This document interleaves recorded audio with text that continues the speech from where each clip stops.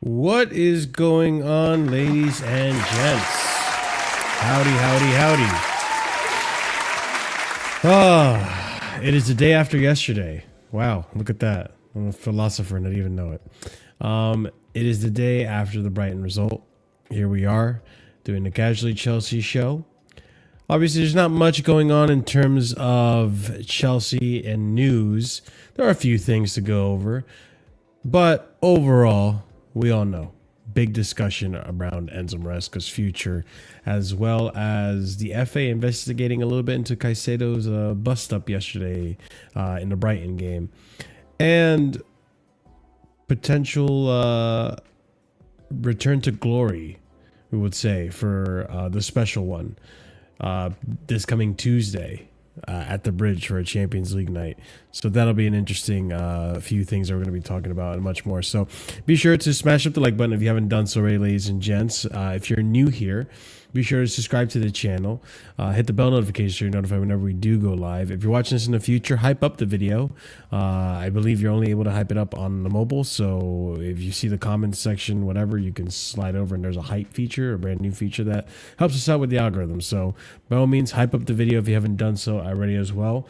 I don't say this enough, but if you guys want to donate towards the channel, super chat, all that stuff, we'll read your comments out loud. That feature is available for those of you who would like to super chat into the show. And also be sure to check out memberships. There's 4 different tiers starting at 99p. I'm at the Bridge Nation accompanying me in today's starting panel. We'll have more guests on as the show goes on. Ahmed, how you doing, man?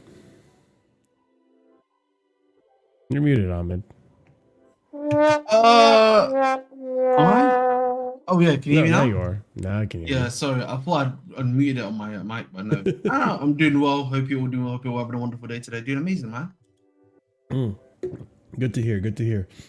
Well, like I said, not much in terms of news, so we'll get right into it. And we'll start off with the first bit, which we always kind of start off with this, but now it's looking really messy.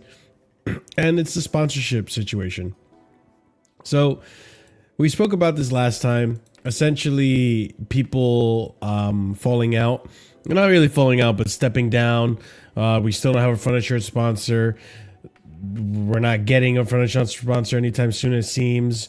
I think, and I forgot to add it, I think there was even like the reason why, and I think a lot of it has to do with we just can't get someone to bite onto the 60 million pound a year deal that we're trying to get. But we'll get into it. First tweet I have here from Chelsea is that Chelsea have announced that Todd Klein as president of commercial and Phil Lynch as chief digital officer, who joined the business leadership team at Chelsea. James Murray, formerly chief strategy officer and head of business operations at the club, assumes a new role as chief operating officer.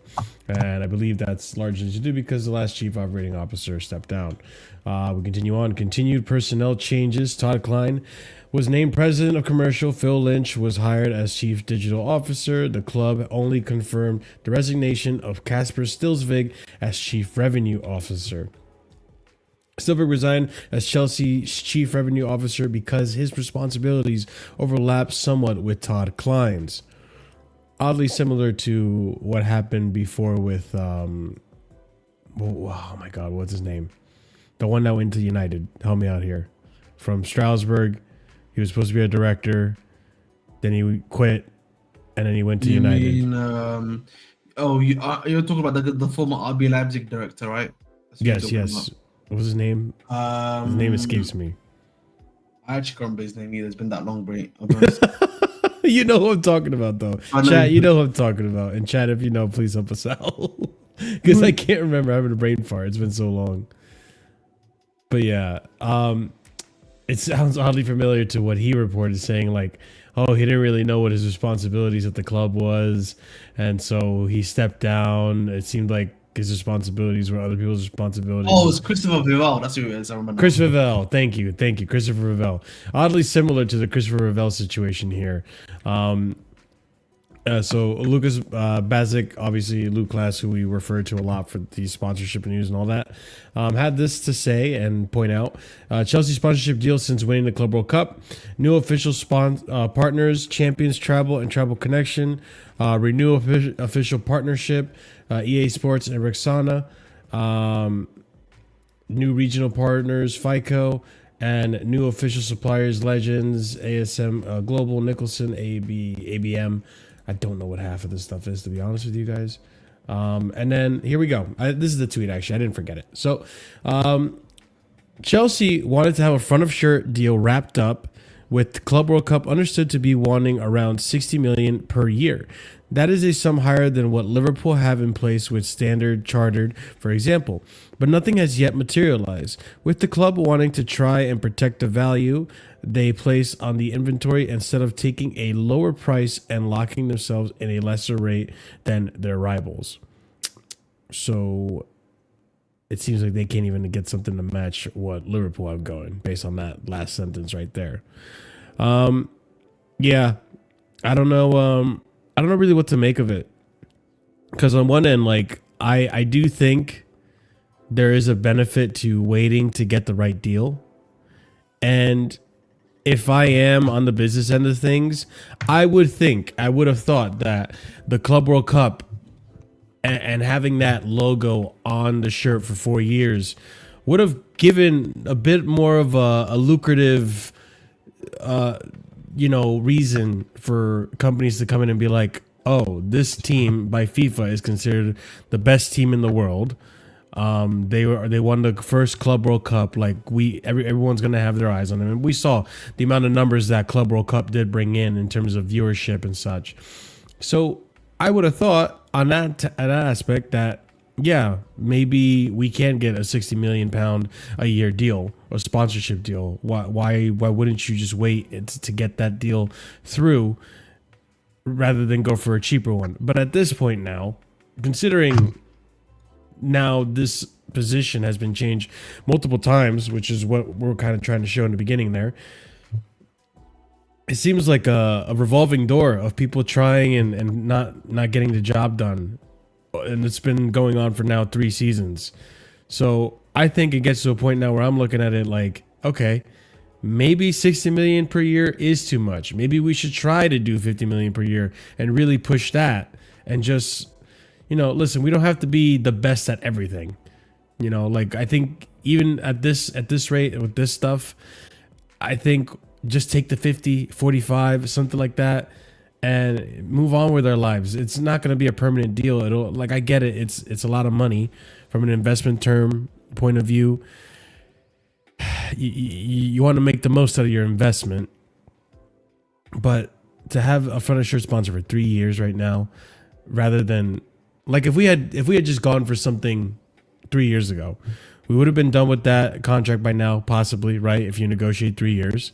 You would have made that money up. That would have been, let's just say at 45, that would have been over the course of 3 years, you would have made 130 million. I think if I did my math right there, or 135 million. Like that would have been in, money in your back pocket. Maybe you have something a little bit more to leverage the whole UEFA, negotiations. Actually, to be fair, if you had a front of shirt sponsor, there's a good chance that we don't get flagged for this whole, FFP thing that we're in right now, because we would have made a decent amount of profit. It would have at least supplied us with a little more cushion in terms of that revenue that we didn't, comply to when we sold the stadium to ourselves, and it doesn't count in FFP. So it's simple things like that make a big difference. And hey, starting off the show criticizing the ownership and the business side of things, that we're not getting this done. This should have been done. But enough of me talking. I'm sure Ahmed, you might have your thoughts on this, or probably agree with what I'm saying, or maybe disagree with some stuff I was saying. But what do you think about sponsorship? This stuff still not being done. A lot of chopping and changing happening. What's your perspective on this? I mean, it's just tiring at this point, man. You know, listen, they need to realize you're not gonna get the money that you're asking for. You know, Marshall, I know you were talking about the Club World Cup, but I'm sorry to tell you, Marshall, right now, the Club World Cup it's not seen as a big thing right now. Okay?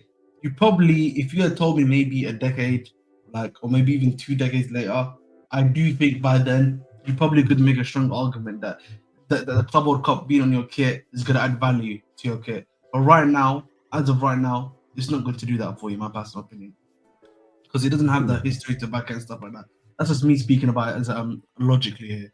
I think the second problem then that you've then got after just talking about is that guys, we just got into the UCL after being out for something like 2 to 3 years, right? And it's already looking shaky right now. The way at the beginning of the season, from like an investor standpoint, you know, about us getting top 4 as well right now, right? In terms of like the injuries, everything like that. So how is that going to put confidence in any person that wants to, you know, have a front of church sponsor to be like, you know what, we'll give you £60 million. I get it. So this is why, again, like, listen, the previous rate I remember for UCL football at the club was 40 million, right? I think realistically, as a football club, we can probably get 50 million a year for our financial sponsor in our current state. That's what we should have probably asked for, and we probably should have aimed for. 40 million? The same rate? No, 50. It said 50 million probably is what. Oh, yeah. That's just me being like, listen, again, you got the feel good thing, you got the trophy, you got everything going for you. 50 million right now makes sense. You know, Liverpool can ask for 60 million. Better than nothing. Man City can ask for those values of money because they've won titles, bro. They are literally first and second the vast majority of the time. We have meandered from 12th to 6th, now to 4th, the last 3 seasons. Just for like, obviously, just to use like the last 3 seasons as like a barometer, right? So that's the point I'm trying to make. And listen, you know, this is also affecting your pocket, right? For example, like I don't know if you know this, but like the tickets for like Mourinho's Benfica tickets initially are going to be regular price tickets. They had to increase them. They increased the price, and part of that is due to, again, you know how a front of chef sponsor, so you have to increase the price of the tickets, bro. The tickets itself, by the way, are increasing. Ahmed, I just realized something. Keep talking. I'm listening. Yeah. The other thing you need to also realize is that the ticket prices are also increasing by a crazy percentage. Like they're increasing 8% year on year. So year on year, we're increasing our tickets as well by 8%. And that's not even including this, like, you know, inflation. Right, so like last year, like a ticket was like 56 quid or something like that, and now we've gone to like 70 quid.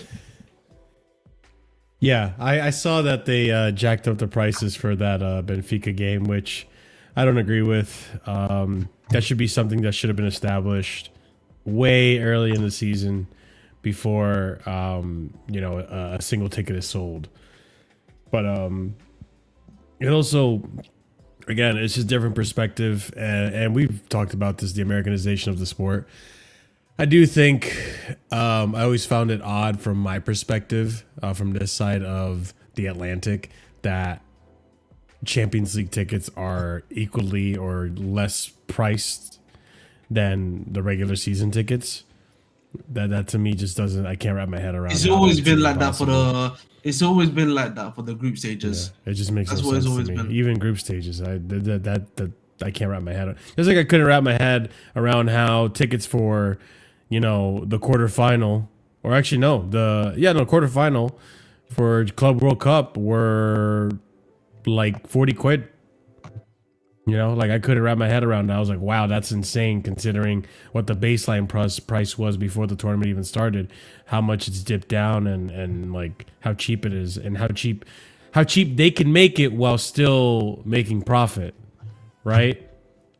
It's greed, as you like to say, Ahmed. It's all greed. It's greed, man. And the thing for me, I always say this, man.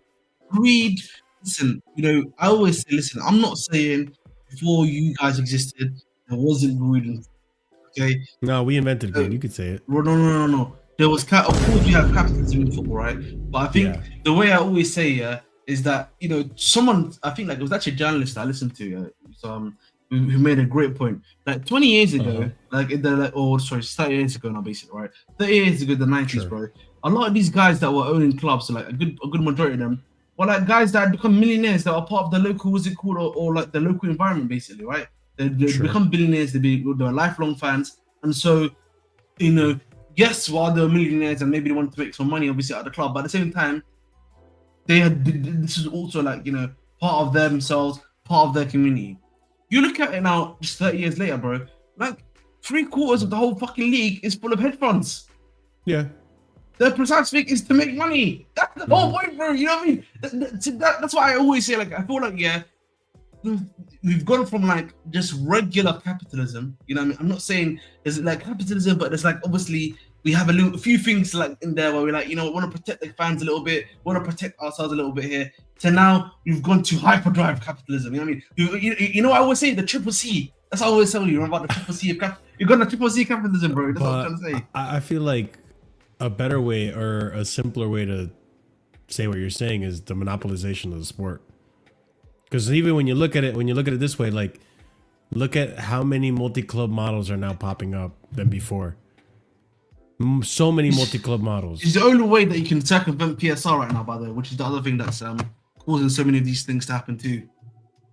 You think if PSR, well, okay.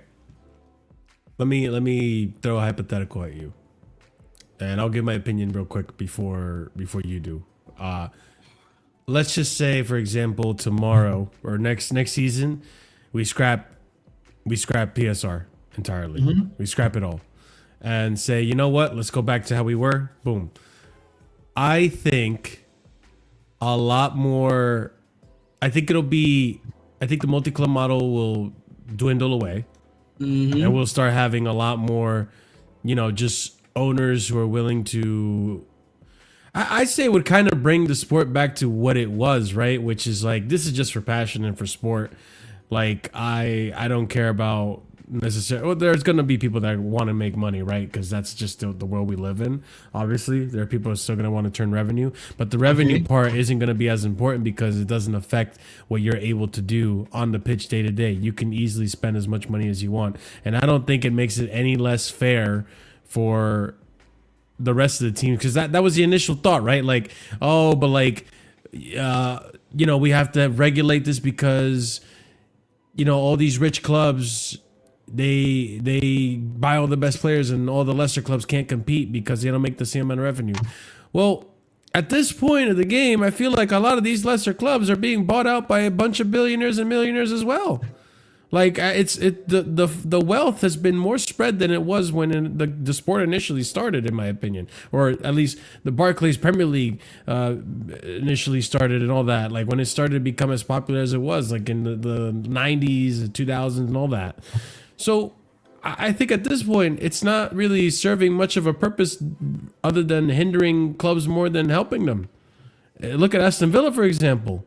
Look at how much that's killing them and what they're able to do. Yeah, they got a win today or yesterday, but today, but they were in the relegation zone a few days ago. No one's talking about it, but they're struggling, and they couldn't really buy or get players to reinforce that squad like they probably wanted to.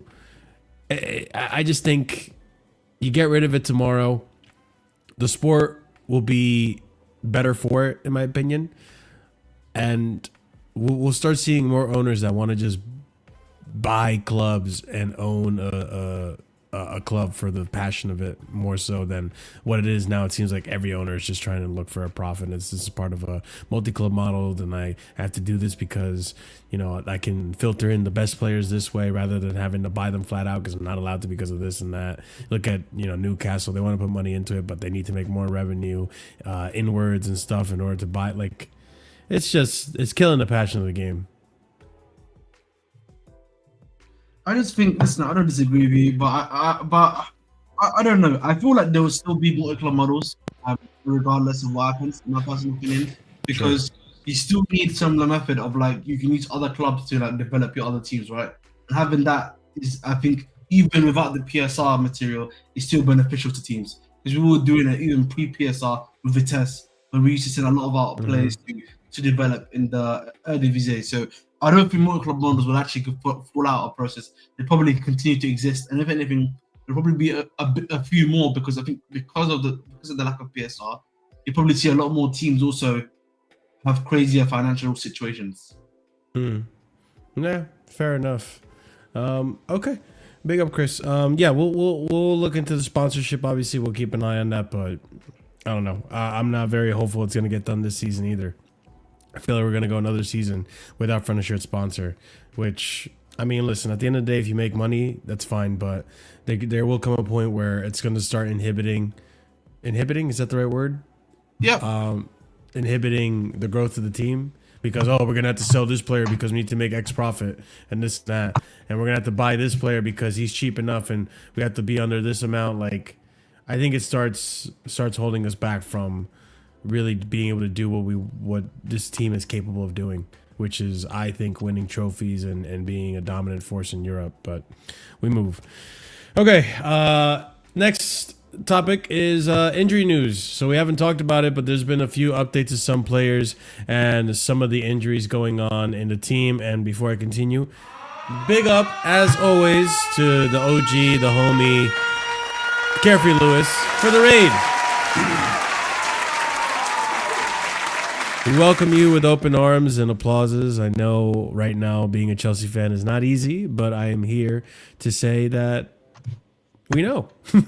So come in, smash up the like button, subscribe to the channel if you're new here. Big up Lewis for the raid. Big up every single one of you coming through Lewis's raid. Sit back, relax. We're just going to talk Chelsea. We're going to talk a bunch of topics, and we're going to talk about injuries right now. Starting off with some of the stuff we really haven't gotten much to talk about, and we'll get into some depth as well. So we'll start off with this. Maresca said Caicedo and João Pedro have small problems when asked about general workload on players who are fit. Chelsea are second in the Premier League injury table at the moment, behind only Sunderland. A lot of injuries happening at Chelsea right now. If you haven't realized, we kind of have a center back crisis happening right now. Maresca, Tosin is injured. He'll probably be out until international break. He has a small problem on his calf. Wes Fofana had a concussion against Lincoln. The rest are okay. Romeo and Benoit are better. We will see if they can join us or it will be for the next one.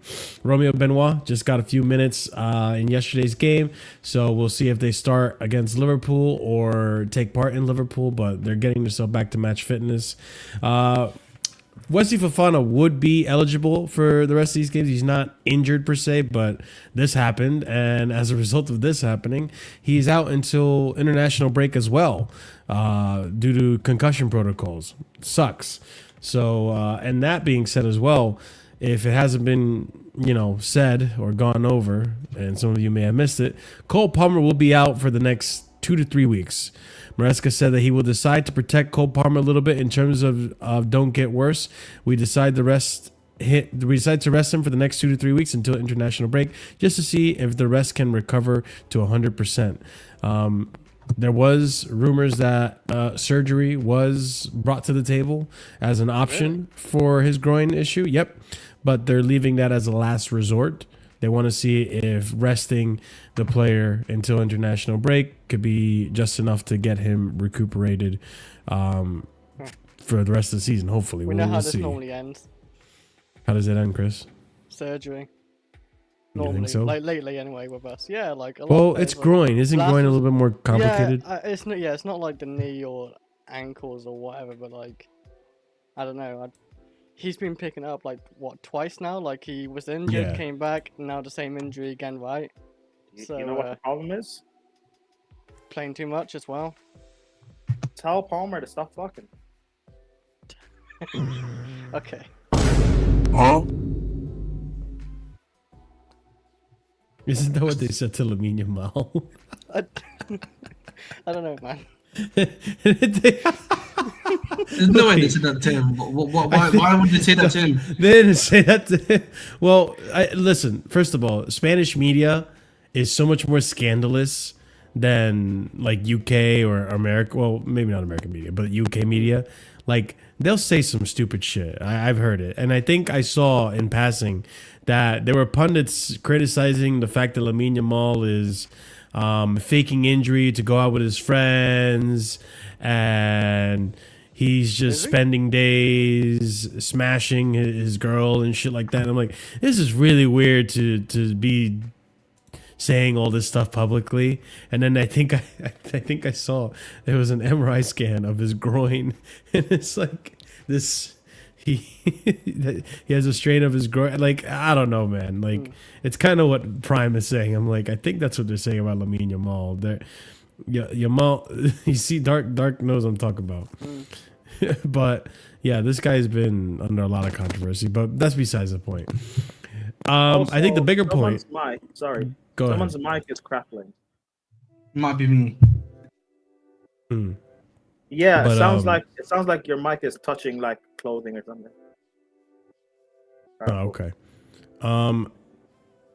What I will say in terms of these injuries, that means we're not gonna have Wesley Fofana or Cole Palmer for Liverpool, which to me tells me it's very likely we're not going to beat Liverpool. I'll be honest with you guys. But yeah, thoughts, concerns, questions. Oh no. Anyways. Well, of course he's not gonna make it for Liverpool. Like, it's 2 to 3 weeks. Like, we're playing him next week, don't we? Yeah, we played them next like Sunday. There's no. It's not even worth it because like we're gonna lose. Like that's definitely gonna happen. That's for sure. Like we ain't got like all our It's players Chris. fit anyway. But is it me? Yeah, it's you. Oh. Yeah, you heard that? That's Chris. Yeah, I'm plugging it in and out. Hang on, I'm plugging it in and out like the What was the That's what groin she said. injury? What was the groin injury Enzo had? He had a hernia, Oh, okay. so it wasn't a groin injury necessarily. Yeah. So, the thing is, I don't know. I'm not a physio, people, but from what I heard is sometimes groin injuries can just heal by themselves. Sometimes groin injuries need surgery. I don't know. Yeah, they'll heal when you're not hopefully, fucking. sure. Hopefully, the thing is, like, it's. I remember the logic on this was that essentially, obviously, when you go to shoot or cross the ball, you're probably straining your groin a lot. And I mean, this guy's our top goal scorer, so he just needs to stop scoring goals, and maybe he won't have groin issues. Actually, I don't think he's our top scorer no more, is he? He's not like, right now. I don't think he is right now. He it's was last Enzo. season, though, obviously. Yeah, and the season. Well, no, of course not. But like, I mean, yeah, the season before that, yeah, he was 2 seasons in a row. He's been top scorer, and probably be this season as well, knowing it, if he doesn't get surgery. Like, Enzo's our top scorer right now, right, with 3. Yes, I think Enzo's got 3 goals. Yep. Yeah. What do you reckon our chances are against Liverpool without the likes Cole of Wesley Fofana and Cole Palmer? But if you want to give a percentage. Well, maybe you don't even have to count Wesley Fofana, but let's be honest. I'd take Wesley right now.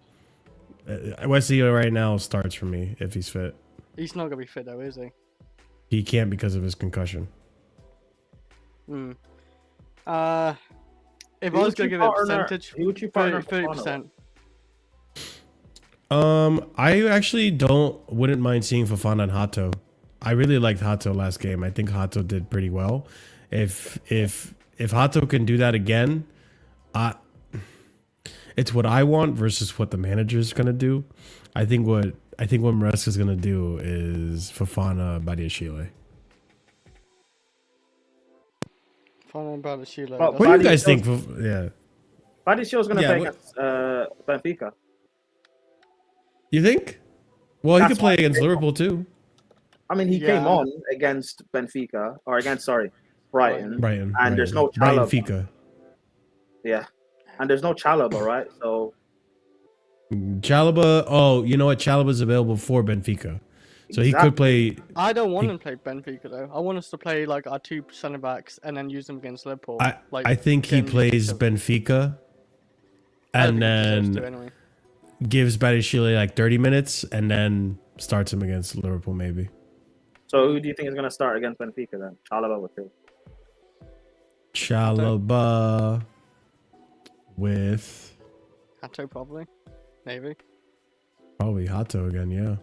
And we just okay. Yeah, because we don't. Who else do we have? We don't have any other If we options. do dominate, like Hato be very good. Acheampong, you want to bring Acheampong back? I would play Acheampong and Hato against Liverpool, and Chalobah and Badiashile against Benfica. But can Badiashile play? I think Badiashile can only play like 45 to 60 minutes maybe, which isn't bad, but even then, I don't even know if I want to rush Badiashile because he's fragile as fuck. Yeah, but when you look at Benfica's team, you look at their two strikers in Pavlidis and Ivanovic. They're physical strikers, good aerially. So you definitely want, yeah, we definitely need something for the aerial. So the aerial needs to stop. Yeah. I mean, what about you, Chris? What do you think is going to happen for? Let's just go like into Liverpool because we'll talk about Benfica more with the Jose section. I do have a feeling Enzo Maresca, but maybe you're right because maybe he will start Chalobah and then bring on Badiashile and you get him ready for the Liverpool game. But I have a feeling he might play with the two starting centre backs against Benfica against Liverpool as well. But I could be wrong, of course. I would go as well. I don't know what he's going to go with, but like centre back wise, I'd go with if Fofana's fit, Fofana and Hato. If Fofana's not fit, then it's got to be Acheampong and Hato.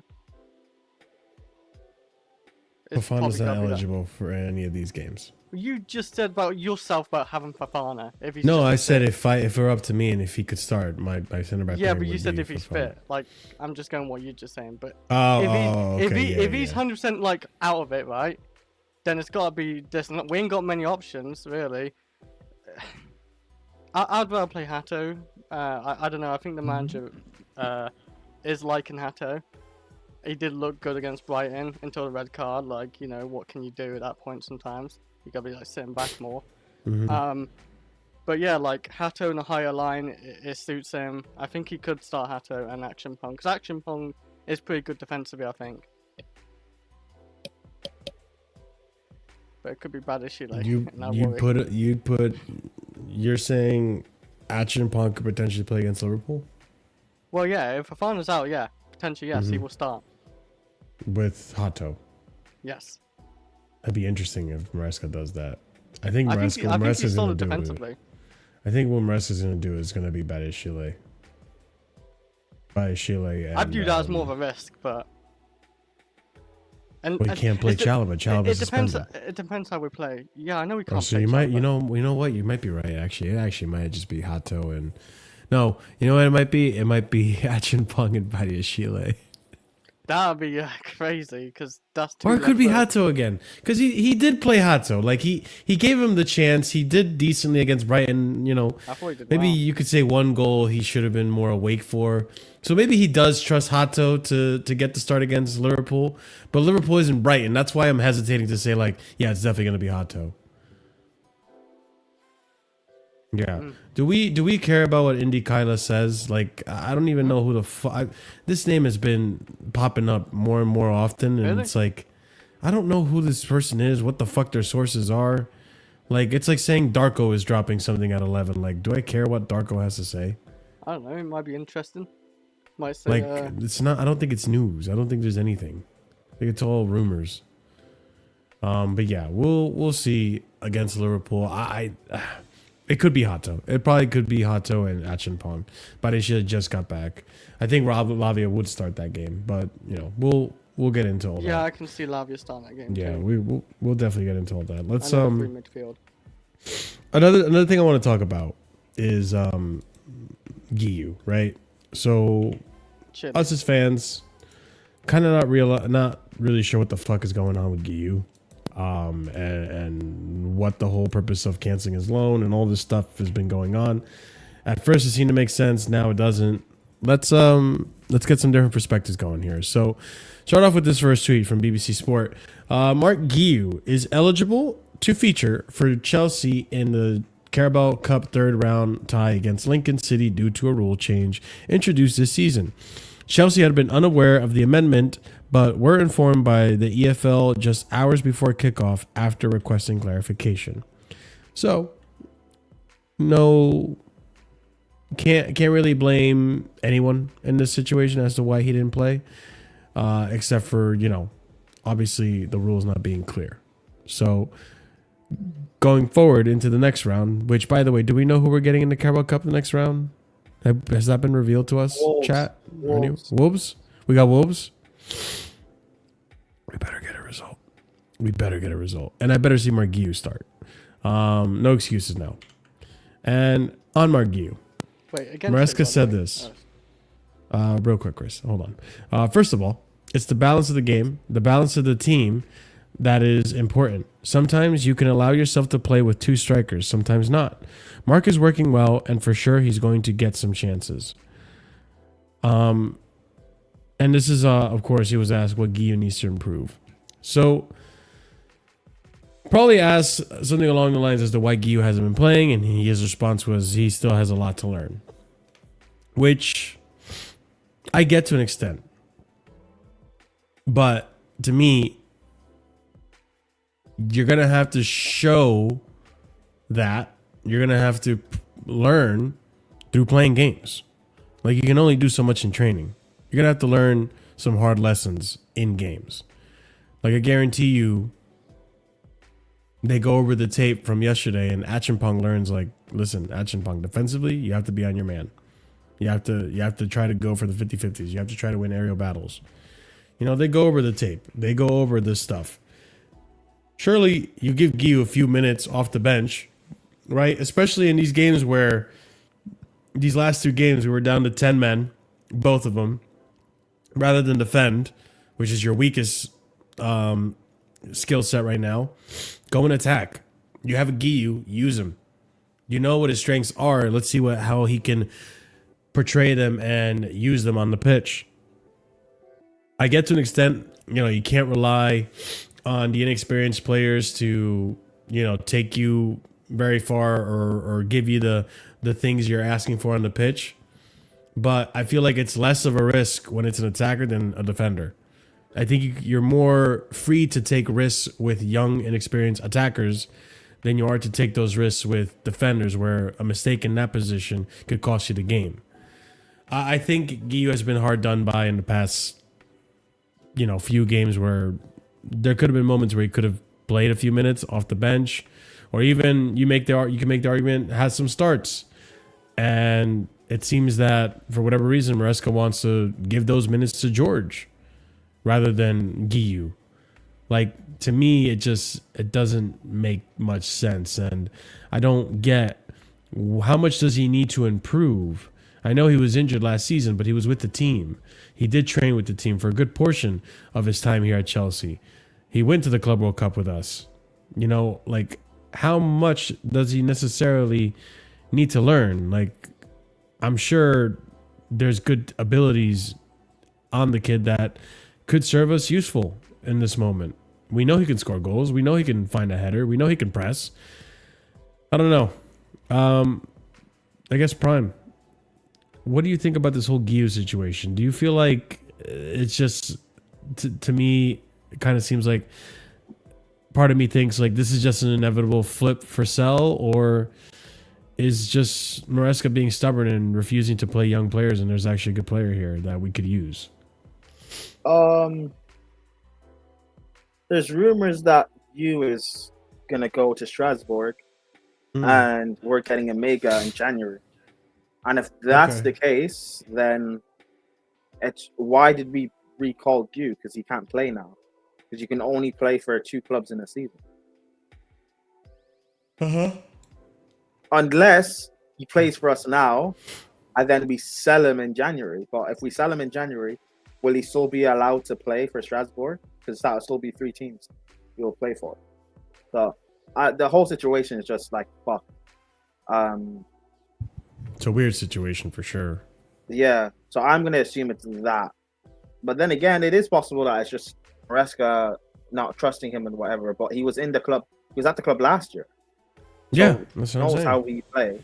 And even though he was injured for like half the season, but he knows how we play. So it should be, I guess, easier to integrate him than it would be to, with Gittins, say, or Garnacho or whatever. They still have to quote learn the system. Again, like I keep, when I complain about squad building, it's just like dumb things that you do. Because Guiu is a talented striker, bro. He would have done very well for Sunderland. Very, very well for Sunderland. So he's a talented striker. Chris, what do you think about this whole Guiu situation? Chris? Thanks, Chris. That's brilliant information. I was on mute. Because, yeah. No, we heard you, Chris. We heard you. You heard me. Yeah, that's fine. Then move on. No, move on, Mark. Chris, I did like him when he played in the Club World Cup. Not Club World Cup. Wait. Sorry, he did not play that. Conference League. Yeah, I was The going to say, when did he Conference play? he wouldn't dare play minutes in that competition. I wonder But yeah, why like, you liked him when he played in the Conference League, Chris. I wonder why. Wait, why? I don't know. But yeah, like he was on his way to be the Golden Boot winner, I thought, and he probably definitely would have won it if he didn't get injured. I don't know. Was it after West Ham? Oh, okay. It took for a minute. Like, wait, Golden Boot? Oh, wait, for the Conference tournament. League. I did say Yeah, Conference for League. Conference League. Yeah, you're right. Yeah. And he was looking good there. He was looking like that big target man at one point. I think it was against West Ham when they, like, wingers would just play off him. Yeah, I feel like he definitely deserves, like, 20 minutes, 30 minutes just to show what he can do. But maybe he hasn't had that chance because literally the last 2 games in the Premier League, for example, which, well, not example, has been a red card. And we've gone more defensive because we're trying to hold on to the Brighton lead, or we're trying to, like, stabilize the Man United game. And he did go wrong in that one, I thought. But yeah. Yeah. But yeah, like, I think the chance will come. I don't know when. I don't know if it'll come against Liverpool. Hopefully we don't get a third red card and he maybe get to show himself and like play like 20-30 minutes. So yeah, and maybe you can drop like like if he comes on, João Pedro doesn't have to come off. João Pedro goes as a 10. Mark Guiu goes up top, and yeah, like you have your 2 wingers like Neto, Esteval, whoever, and hopefully. I do feel bad for him because yeah, he could have had a good loan at Sunderland, but we recalled him back because the lap, and we haven't used him a single minute yet. Yeah, and I'm not gonna lie to you guys. Maybe it's recency bias. Maybe I'm wrong, so correct me if I'm wrong. I feel like yesterday I mentioned how I think part of the way that João Pedro is being utilized in the team is to do the things that Delap and Jackson used to do well, which is do hold-up play. And I think Pedro does an okay job at it, but I don't think he's better at it than Delap or Nico Jackson were, right? However, with Guiu, I feel like part of the reason that Delap and Pedro work so well is because Delap would do that for João Pedro, and João Pedro can find himself in scoring position. And when it comes to scoring and finishing, João Pedro's been looking lethal. He's just not had those chances because he's being asked to do this hold-up play, role that I don't think suits him really well. I don't really want to see him doing that. I don't want to really see him in the 10 position, really. I know he could play it, but I'd rather see him flourish in like a 9. I think Guiu probably does that hold-up play job better than João Pedro. I don't know if that's recency bias. I don't know if you agree. I mean, wait, who does better than João Pedro? Sorry, Guiu does the hold-up play better than João Pedro, in my opinion. I think. You're muted, by the way. Again, Ahmed. He's still talking. Okay, I don't know if he's talking to us or if he's talking. Listen, let's cut the crap, boys. Let's cut the crap, man. Let's cut the Okay. mustard. Let's cut the whatever Let's you not want to cut the call it. mustard. I don't know about Let's that. cut the mustard. Let's cut the mustard, man. And the reason why I say this, it's quite. Yeah, look at Marshall, always hating. But one of the things that I wanted to talk about. One of the things I want to talk about is that I've said this before. When you brought João Pedro was not an out and out number 9. He was basically a number 10. Yeah, he's like another 9.5% G, right? And the reason why he looked so well, did Indicali release something about Chelsea? Bro, who is Indy Kyla? Do I care about Indy Kyla? Well, he's been endorsed by David Ornstein, so sadly, yes. Oh, god damn it. Okay. That's fine. Oh. But irregardless, but yes, you actually. So irregardless of this, one of the reasons why I'm talking about what I'm going to talk about right now is quite simply that. Listen, João Pedro is not a number 9. Isn't a number 9. You need another striker with him, bro. A guy that can do the job with him. Like he needs a Batman. He's a Robin. Does that make sense? And your Batman is the striker, basically. That's the reason why I'm making that said comment, basically. Yeah. And the problem that we have, and I've said this many a time before, is that we lost the lap who was clearly his Batman, right? And then now you've then got another issue. What's it called? João Pedro. João Pedro is not Robin. I'm sorry, like he's not Robin. He's not. João Pedro is not Batman. Batman is not Robin. No, João Pedro is Robin. He's a João Robin. Pedro's the main guy. He's the main guy. João Pedro is Robin. There's nothing wrong to say that about that. Cool. He ain't no João Pedro is Robin. João Pedro is Robin. There's nothing wrong to say about that, Chris. Ahmed, you know Ahmed, you're forgetting who you're arguing with. It's Chris. I get what you mean, Ahmed. I get what you mean. You're arguing with Chris. No, but you get what I mean, right? When I say Robin, Robin does the dirty work. He's able to hold the ball up. He's able to make the pass, right? That's what you want, right? That's what I mean by Robin. He's the Robin, right? You need the Batman next to him who can then go inside and then finish the job afterwards. That was the whole way it worked. It was either Delap would do the Robin role and then he'd be Batman, or he'd be the Robin role and then Delap does the Batman role in that aspect. Does that make sense? Yeah, like, right now it feels like João Pedro's doing the Robin role, but there's no Batman. Exactly, that's the point, right? Yeah. And so the thing for me is then the manager understand. Ethiotaf, when we get to him, Ethiotaf will get that direct. But like one of the reasons why I'm gonna talk also about this is just that I think we need another striker. The system works with the other striker. You're playing a 2-man striker formation before everything went to shit, right? Why not just try that again? That's what confuses me, mate. Confuses me too. I don't get it. I mean, right?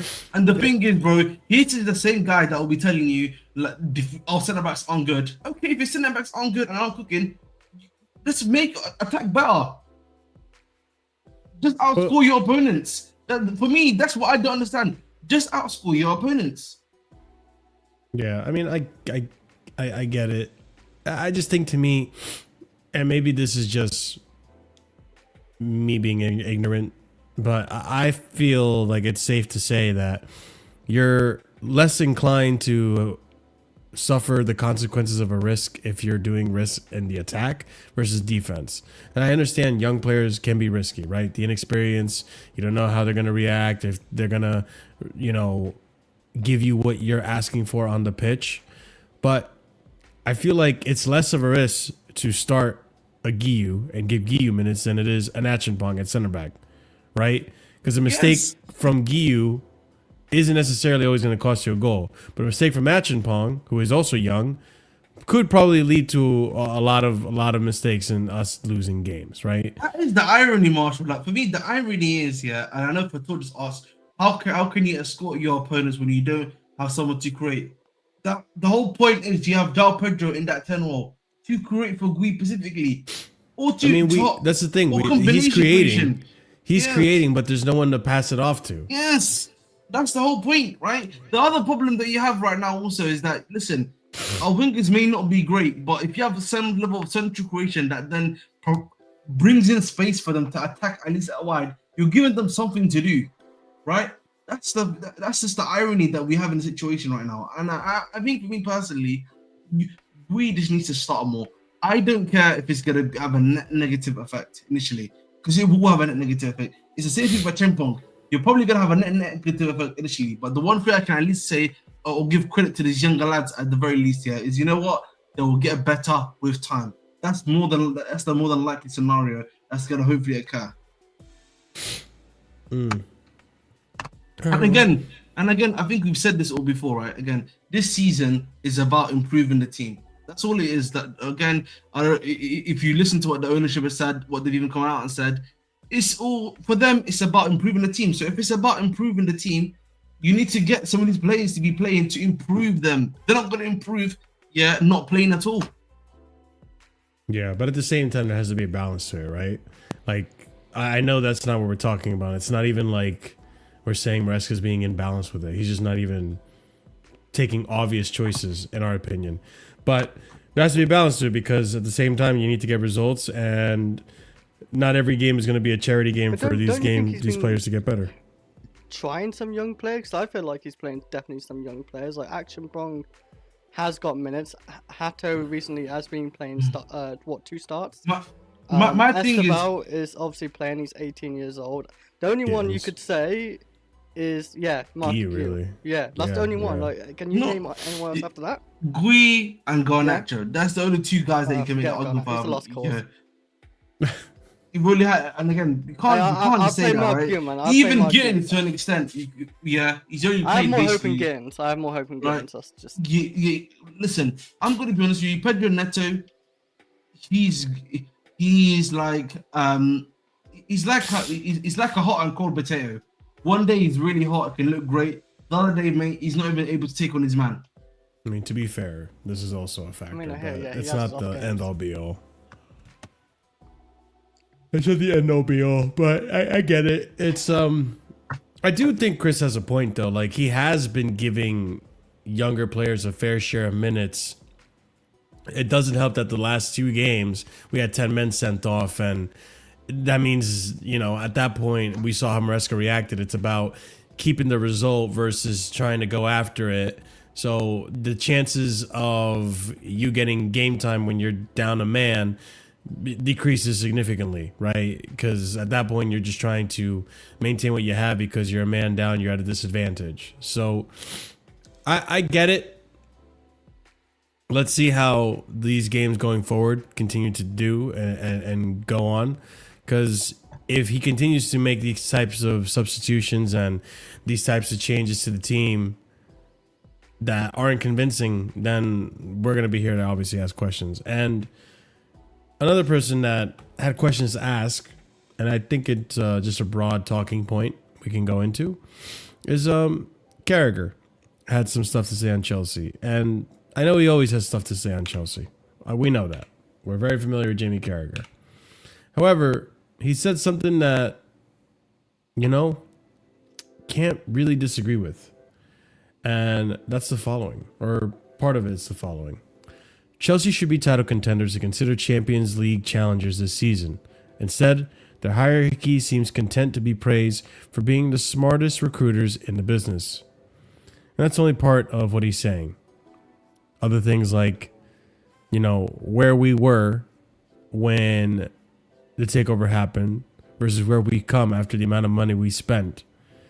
Obviously, people like Jamie Carragher probably don't want to put the context of, okay, yeah, we spent 1.5 billion, but we're not spending 1.5 billion on players that are going to be impactful to the team now for 3 to 4 years. We're spending money on players that will be impactful to the team in the future, that will be here for as long as the Lampards, the Drogbas, the Terrys were, 7, a decade, you know, at Chelsea, because of these long-term contracts. So it's a different way to spend money, but regardless, the point is still there, right? We have to start getting results. Otherwise, then the less we get results, the less trophies we start winning, the less we start challenging, the more and more that this project becomes a business, a for-profit recruitment style business. The more we win trophies, the more we challenge, the more it starts looking like, okay, so it's 1.5 billion invested into the future of top players, of sustainability at the top level. And I think there's like a fine line here, and it's kind of like, especially now we're in the 3rd season of this, right? No, we're in the 4th, to be honest. 4th season of this. Okay? We have our manager. This is going to be the long-term manager. We've won some trophies. We've gotten some results. We're back in Champions League. Okay. We're back to where we started when Roman left. Now, where does the ownership go from here? Do we challenge, Or are we just going to do what Roman was essentially doing, which is maintaining top 4? Wait, Prime. you're on about Roman's like last like what 4 or Yeah. 5 years? Yeah, Like, yeah. that's not Roman's thing in general.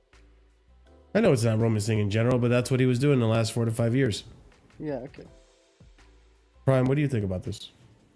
We weren't maintaining top 4 or Roman. Elaborate. What was Roman's last season? What, 21-22? Yes. We finished. We just barely nicked 4th. We finished 3rd. Year before that, we finished 4th. Mm-hmm. The year before that was Lampard. 4th. Year before that was Sarri. We finished 5th. 6th? Yeah. I think it's 5th. I think you said The year before that was Conte's second season. We finished like 6th.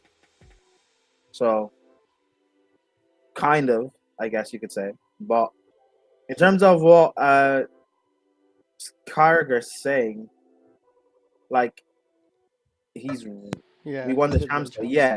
Yeah, we did. Okay, yeah, I guess you could say maintaining top 4, but not really like pushing to compete. What Carragher's saying, I mean, he is right though, because we were saying that going into the season, that can we now take the step up to actually push and challenge? Because you spent like, and people can talk about context and stuff where we were before took over to now and stuff like that. Fine, but even if you want to add in that context, it's been 3 years, all this money spent, and certain people will tell me that our best centre back is the academy kid that was here pre-Roman, or was here pre this ownership with in Chalaba. Like, that's our defense hasn't, our centre backs haven't improved. We got all these centre backs, and like Chalaba's allegedly our best one. People can say Cole, yes, but he's injured right now, so we can't do anything about that. Talking about some of the actively fit centre backs to play. Like, we spent all this money and we don't have a good enough goalkeeper to go challenge. We spent all this money and yet we're still talking about how we need a striker. And yes, it's a shame that Delap's injured, cool, but the way João Pedro is now performing, it looks like even with Delap, we need another striker.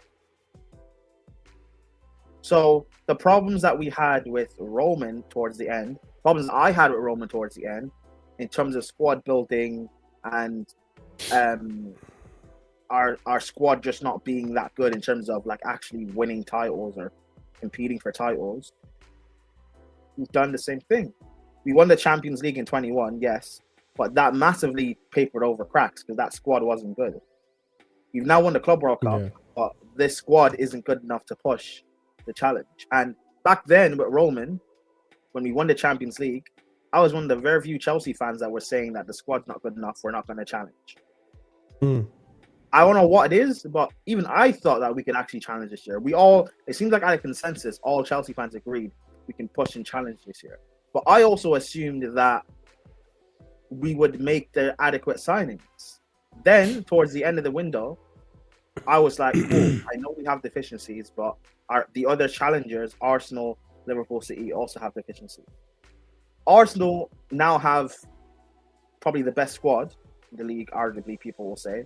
City improved their defense by buying one of the best available shot stoppers in the world in Donnarumma. Although, according to Chelsea fans, Sanchez is better than him, so you know who you are. Marshall, I'm looking at you. And Liverpool, yes, their depth is not perfect. Their defense is still is an injury away from falling, but they have attacking depth, and they have a manager in Slot who will use the squad to the best of their capabilities. Yes, Liverpool might not win multiple trophies this year, but they'll win at least a major. Or at least I expect them to win a major, considering the money they've invested this summer. So what have we done to improve? We didn't even buy, like, it's not like we bought a centre back. Because if we had bought that centre back with to partner Cole, then I could have said, you know what, cool. Sanchez being here is what it is, because I understand the plan is for Penders to come back. So I'm not really bothered. But if we didn't buy anyone, and then all these in-house solutions we have are out on loan, but the people that we have here just, aren't good. In Chalobah, Tosin, Fofana can't stay fit, really. And Achimpong, I think, is talented, but he's a kid. It's not fair to have to rely on him. But yeah, the in-house solution guys that we have in Sar and Anselmino, they're out on loan and they're young as well. So I would rather we had just kept them and just played them, because Achimpong making his mistake, was it yesterday? Mm-hmm. I didn't watch the game, but I don't get why people are getting onto him. He's a kid. Exactly. Like the mistake from Achimpong is expected. The mistake from Chalobah and Tosin are not expected. Chalobah, Tosin, Sanchez should not be making mistakes at their big age right now. Achimpong making the mistake is fine. So if we're gonna have center backs making mistakes and a goalkeeper making mistakes, then we might as well just have Sar, Anselmino, and Achimpong and Penders playing in this team, making the mistakes and learning. It's fine, because you know what's gonna happen next year when they come back. Like, they're then gonna have to earn the trust of Maresca, and who knows how long it's gonna take for that to happen. Santos was one of the best players in League One last year, and yes, has he really earned the trust of Maresca yet? No, we don't know. Doesn't look like it, at least. So it's it's just so frustrating, because if you're gonna do the same thing of we're not gonna make the jump, we're gonna get top 4 again, then at least let me have the young players and pause. Let them play in this team and grow, and that's fine. Because I wouldn't complain, because at least this is your plan. So I'm seeing your plan and I'm seeing them develop. But I don't care what they're doing elsewhere, because all I see right now is Chalobah and Tosin and Sanchez just still making mistakes. Let me we're buying all these strikers, but we only have Delap, who's injured, and Mark Guiu, who for some reason we cannot play. So it's like, I get the bigger picture, I get the bigger plan, but in football, who cares? Because currently in this moment in time, our best players are falling apart and we don't have the depth that you've spent money on. This directors have spent money on this depth, but you gave this ownership, gave our directors a bumper contract because we won the Club World Cup because of this championship manager. And yet it's a championship manager that's going to have to pay eventually if things don't change. Let me just read some more of these quotes, actually, from that article. Jamie Carragher said the following. The ACL injury to Levi Cole in preseason was a significant blow, but as a young defender, he should have been preparing for his campaign alongside a senior center back, not considered the leader of the back line. Cole alone would not have been the difference between fighting for the title and settling for top 4. Rather than focusing on positions in need of urgent attention, Chelsea appeared to be obsessing with collecting wingers. He also said defeating PSG, and I agree with him on this one, by the way. Defeating PSG should have signaled a new era of intent. Regardless of mine or anyone else's opinion of the FIFA event, Chelsea should have left the United States with the message, we're here and we're coming for the Premier League and Champions League next. Instead, the next 6 weeks of transfers activities were odd. And I agree. I agree. Maresca has a right to feel let down by his recruiters. He has had a good 12 months doing what was expected in the Premier League, winning the Conference League and adding Club World Cup. And honestly, like, yeah, I feel for Maresca. Like, at the end of the day, this is where, like, Ahmed's argument comes in and a lot of people's argument comes in, where it's like, you know what you signed up for. You know what you came into this project to do. Why are you bitching and moaning? But at the same time, it's like, bro, I get that I'm here to train, develop players. But at the same time, I'm seeing something here that we could potentially do to really push this team to the next level. And you're still giving me scraps to eat on. Like, I can only do so much with scraps for today. Like, why not go and take the leap? This is all we need. Like, Maresca is literally sitting here telling you, we just need another center back. We just need another goalkeeper. And we can do the things that you guys want. And at the end of the day, if we do those things that you guys want, the ownership, that makes you guys more money. Is that not what you want? Don't you want to earn more prize money and aspire for this? Also, we were just talking about it before with the sponsorship. If we're on the TV, winning cups, winning medals, winning this and that, breaking records, you know, we have not just Cole Palmer on that Ballon d'Or list, but we have 3-4 players on that Ballon d'Or list. Bro, this is all I need. Please, just get me that. And then the directors turn around and says, no, we're going to stick to type. We're going to stick to the plan. And we're going to just work on the pipeline. We have it all set up for you. You don't have the center back now, but you're going to have the center back next summer.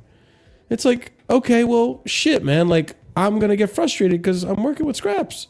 I get it. And JB Carragher's right. Like, I thought after that, after that win against PSG, right? And listen, think what you want about Club World Cup, whether you rated it or not. At the end of the day, the teams took that cup seriously. Those teams went out there and played their hearts out, right? PSG played like it was a Champions League final, and they lost. We just tactically outdid them, and that could have been the leapfrog, the jumping off point for us to then continue and take advantage of this and build off of this. And towards the end of the window, it felt similar to the window after we won the UCL, where Tuchel said, or not Tuchel didn't say, but we knew what the team needed. We knew we needed a striker. We knew we needed a finishing piece of the puzzle. We also neglected and then realized we need backup left backs in case your system falls apart at Chilwell and Reece. I remember the rumors of Adama Traore and all these other players that we were linked with. Hakimi. If you guys remember Hakimi, we were in for Hakimi before he went. Koundé, all these players. And we fell short on that. Instead, what did we get, Tuchel? We got him... Wow, why am I forgetting his name? Lukaku, and what was the other guy's name? Saul Niguez. So it feels like one of those windows again. We're just like, okay, we're just not going to take advantage of the fact that we just did this with this team. And it's just you know, it's disappointing. Ahmed, what do you think about that, man? You know, the game's really man. There's not really much to really say here. Again, realistically, if you look at it from an objective standpoint, when you spend over 1.5 billion, you should be expecting for your team to be more than just a title-winning team. It should be like winning titles, winning Champions League. You should be doing that at a somewhat crazy level. I think the problem has become that, you know, the way they've spent that money, and I think the way that the football world expect them to spend it has become two different things, right? These guys are really trying to create an upscaled model of Brighton, essentially. That's what we need to be objective on, right? An upscaled model of Brighton where you're creating a team, right? Where you're creating a team where you're bringing in these young players that can still develop whilst also being competitive enough to compete and win titles. That's what they've always wanted to try to do. But you know, I've been thinking about this more and more. But can you realistically do that? That's the question you have to ask yourself. And the reason why I ask this question is because when you're in such a difficult league like ours, which is the Premier League, firstly, right? And B, you know, you yourselves have an expectation of like minimum top 4 as well, right? Can a manager get you top 4? Yeah, whilst also trying to develop players, right? Trying to embed players, trying to improve players. Is that possible? Right? And I think the answer to that question for me is becoming more and more no. Right? And so the thing for me becomes, if that's the case, then how do we then fix the model, right? How do you then solve that model to make that as effective as possible? And they don't want to do that thing because for them, they have hard capped themselves on wages. They have hard capped themselves in terms of that. And so, you know, you are missing out on a level of quality that you're never going to be able to get. Unless you develop it, you're not getting that level of quality again, bro. You're never going to get an Elisa. You're never going to get a Saliba or whatever you want to call it. You're never going to get some of these creme de la creme, right? Because you have basically cut yourselves by the testicles, and essentially, you know, you're not going to be able to get those type of players. That's all it is. And so, you know, Marshall, I find myself a lot of the time in this day and age at Chelsea Football Club, I don't complain. I don't get angry because I know what to expect. I know what I'm getting. Does that make sense? Mm-hmm. So there's no need for me to get angry about all this stuff because I know how my club operates. There's no need for me to be getting angry about this. You know, as fans, we can get angry about it. But the last time we tried to get angry about it and allegedly tried to do something, we were fighting 100 different battles. Mm-hmm. And the protest ended up in failure. Yeah, I also think, and I get worried about this. I do worry that this club does get turned into just a for-profit model. Like where at the end of the day, all they really care about is profit. Just make a green check mark at the end of the year. But Marshall, if you think about it, you and I, let's think about it right now. Sure. We are already at that stage. The difference is they just can't take the money yet. Think about it. From a selling standpoint, bro, we have sold better than Brighton this year. We are selling better than the selling clubs. Mm-hmm. Right? So if you think about it from that standpoint, right, we are selling better than selling better than the selling clubs. The selling club, yeah. The selling clubs, you're doing stuff well and everything of the sort. Right? And you're doing everything of the sort. And so if that's the case, bro, you're already reached that stage. And the thing for me, yeah, and I've said this before, do you remember I asked you, Mark, 2 years ago? I asked you this question either 2 years ago or last year. How would you feel if we just became the RB Leipzig of the Premier League? Not very good. Right? But that's what they told us. Since day one, they've told us they want to become the RB Leipzig of the team. They used to talk about RB Leipzig before they talked about Brighton. A lot of people think I remember when they talk about Brighton. But one of the first things they were doing was trying to bring in guys from RB Leipzig. Mm-hmm. And I think a lot of the time, I know a lot of people are like, oh, but they brought Caicedo for this money. They brought Ender for this money. So that means they must be doing something. I am of the belief that they feel like they can probably sell Ender and Caicedo for that price again. If it ever came down to it too. Yeah, I could believe that. The other thing too that it's just that to me it's more so like I would like to believe that there is a way where two things can happen in the same time. You can be profitable on the books whilst also having a good enough squad to go after trophies and win. Like I think both things can happen. It doesn't have to be one or the other.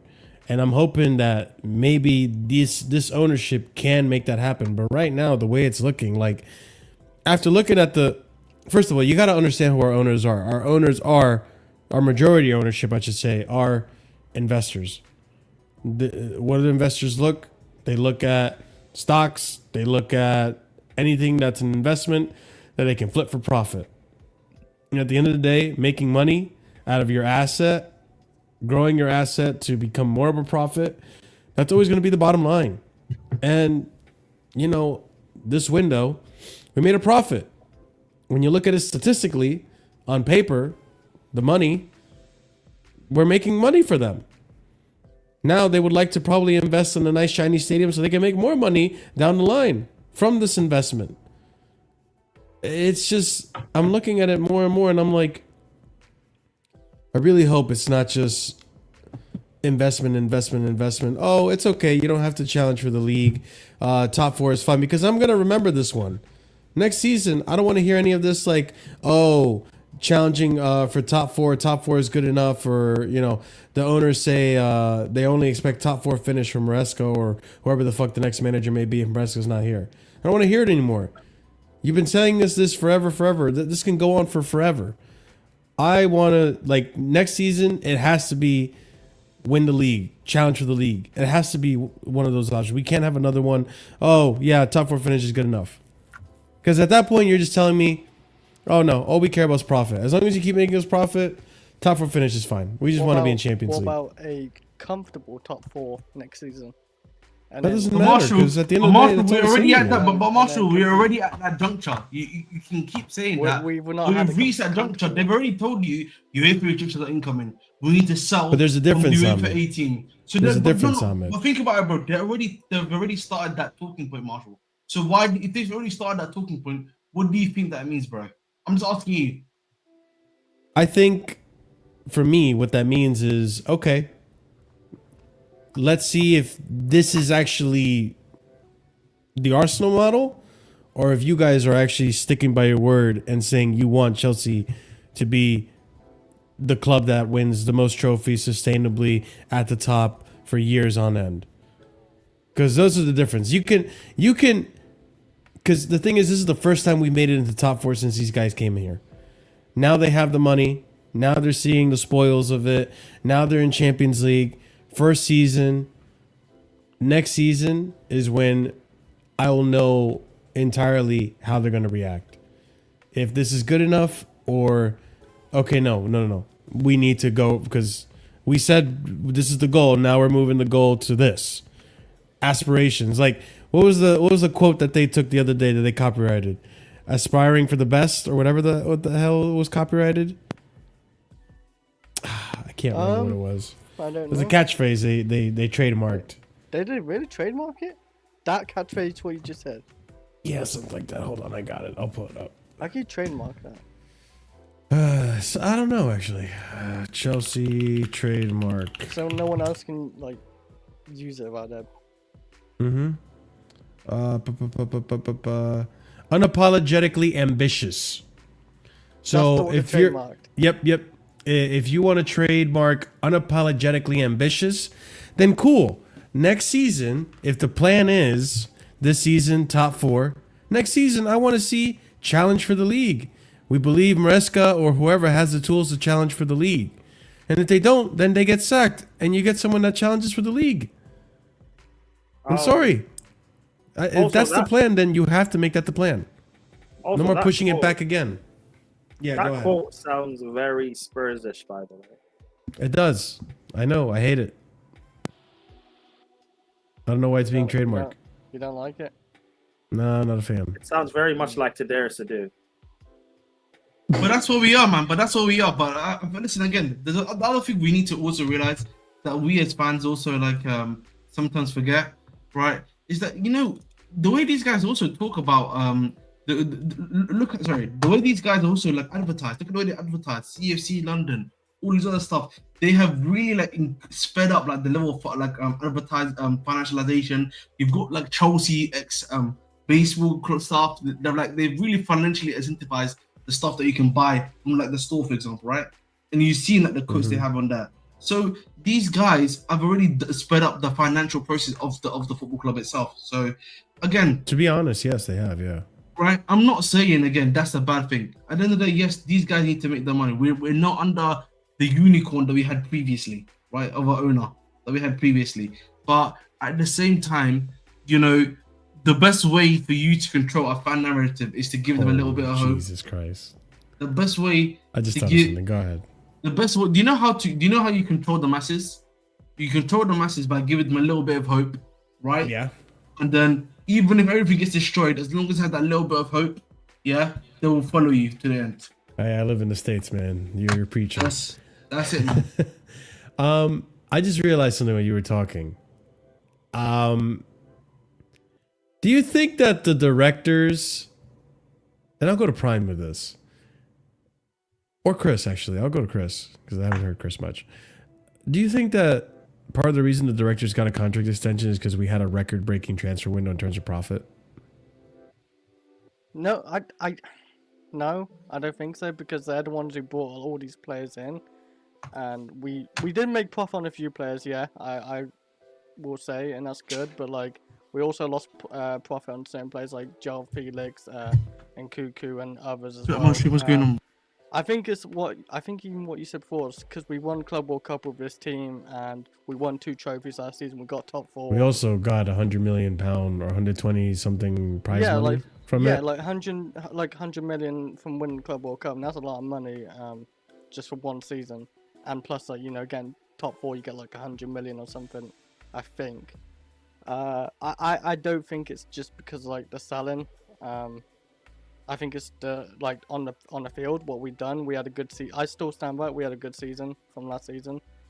This season doesn't look too good right now, but anything can change really. But no, I don't think it's because what they sold, because we bought a lot. That's why we sold a lot. In general, that's why we spent like 1.5 billion or 2 billion or whatever it is, because we sell a lot as well. We're not gonna keep all these players. We got Quenda coming in when we got Gittins and Garnacho on the left. Like one of them's definitely going, like for sure. And then we'll make more profit in a sense, or just the numbers will look high anyway. Whoever we sell. Prime, do you think that there's some evidence to prove that maybe the directors got an extension because of the profit we made this summer? When did they get their extension? They got it after Club World Cup. Okay, so that's why they got their extension, because the model is working, because we just won a, You could say quote unquote a major. yeah, Yeah. we won it in America muted, in front of, we won it in America in front of, like, Ahmed, you're muted. We won it in America in front of, like, you know, The target audience. That's what I was gonna say. They want it in front of their target that's a audience. good point. Yeah. Think about it, yeah. Audience, The biggest target audience now, or at least other than Asia, so like India and obviously and Southwest Asia itself, and obviously China, right? It's America now. America is now the new golden goal, because all of you guys now supporting football now, starting to watch football a lot more regularly. You guys are now like the new target audience that a lot of these clubs go for. What?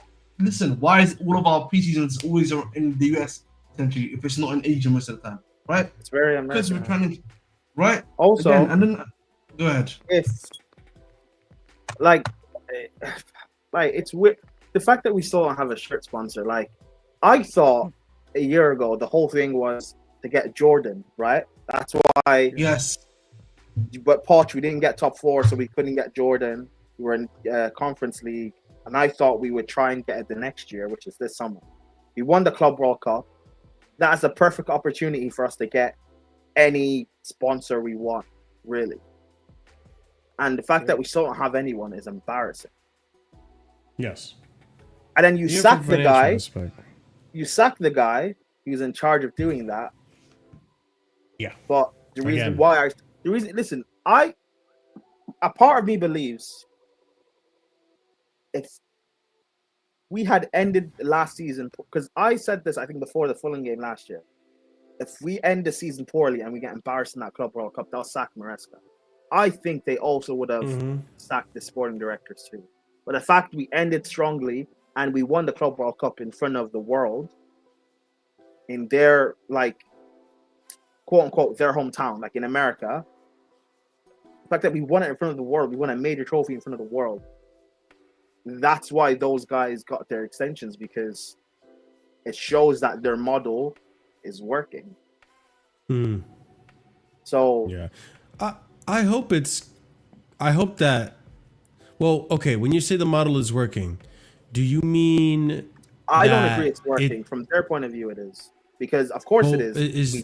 But let me ask you what you think their point of view is. Do you think their point of view is that it's working because, okay, we're winning tournaments and the team is playing well and they're winning, or is it working in the sense of, oh, it's making us money? Both. Because this whole thing is supposed to be, we're buying all these young players that we're going to challenge in a few years and win majors, right? We're going to win the league, whatever. We just won a European trophy. We just won the World Cup at club level. And the way the whole vibe and everything was positive, everyone was saying, all right, cool, we're good, we're going to challenge. The fan base, for the very most part, like, we basically all agreed that, yes, we're going to challenge this year. Maresca seems to have that mentality as well. When you look at the way our, the leaders in our squad were talking, Reece, Colwill, Enzo, etc., these guys talking like real leaders, talking like, yeah, we can do, you know, we can play the best, we can beat the best. It's why, you know, if I don't think our form will continue like this. We're eventually going to turn it around. Maybe not in the next few games, but we'll eventually start winning games and stuff and playing well. But if Maresca keeps doing this thing where he's talking out against the board or the sporting directors or whatever, talking against this squad, they will eventually get rid of him. Whether it's mid-season or towards the end of the season, or if we don't get Champions League football, because they're saying this year the target is Champions League football, and we just got it last year, and now I've spent all this money on you, and you have a better squad in their eyes anyway. So if you don't, if it looks like you're not getting it this year, I will get rid of you. That has to be the thing. That logically, that has to be the thinking, because you got a squad last year that wasn't good enough. Because that wasn't my target for you last year. My target for you this year is to get top 4. Now, if you fuck up doing that after spending all this money, after you've won 2 trophies, I'm gonna get rid of you when it looks bad. Of course, I agree. I agree. And if they don't do that, that's incompetence too. Because if you have this plan, fine, but at least stick with the plan. Then, if that's your plan, don't say I have this plan, but also tell me I also want to buy Mark Guehi and Mike Maignan. That doesn't make sense. Yeah, because we could have just bought them in the summer, and we wouldn't be in this mess. Exactly. And listen, like, I agree. As much as I would hate to see Maresca get sacked, if he finishes 6th, 7th, 5th, if we don't get back into Champions League next season, then I would full-heartedly back the ownership to sack him. I would agree to sack him. He needs to go. He's not accomplished his goals. He's deteriorated from previous season instead of improved on it. And he's been backed to an extent, not to the way he want to be backed, but he's gotten players. They've put more money into the squad. Then yeah, I would agree. Like, this is not good enough, and we've reached this standard. We have to uphold the standard. We can't go back down. Like, that's not acceptable, especially if the model is to, again, compete for the highest trophies and be, winning consistently. What was the quote again? I forgot. the being unapologetically ambitious. Like, you got to do these things, as cold-hearted as it may seem. But before we wrap up this segment, Ahmed, I want to ask you a question that I can't remember anymore. Yeah, there you go. Good shit, Marshall. Damn it. Marshall, remember, it was when we were talking about. Remember, Marshall. Yeah, I'm gonna give you some help with memory. Remember, I think I was talking about how our club was being run like a lot more financially, like faster, stabilized. Right, the increasing the things that we can do now from a lot of other places as well.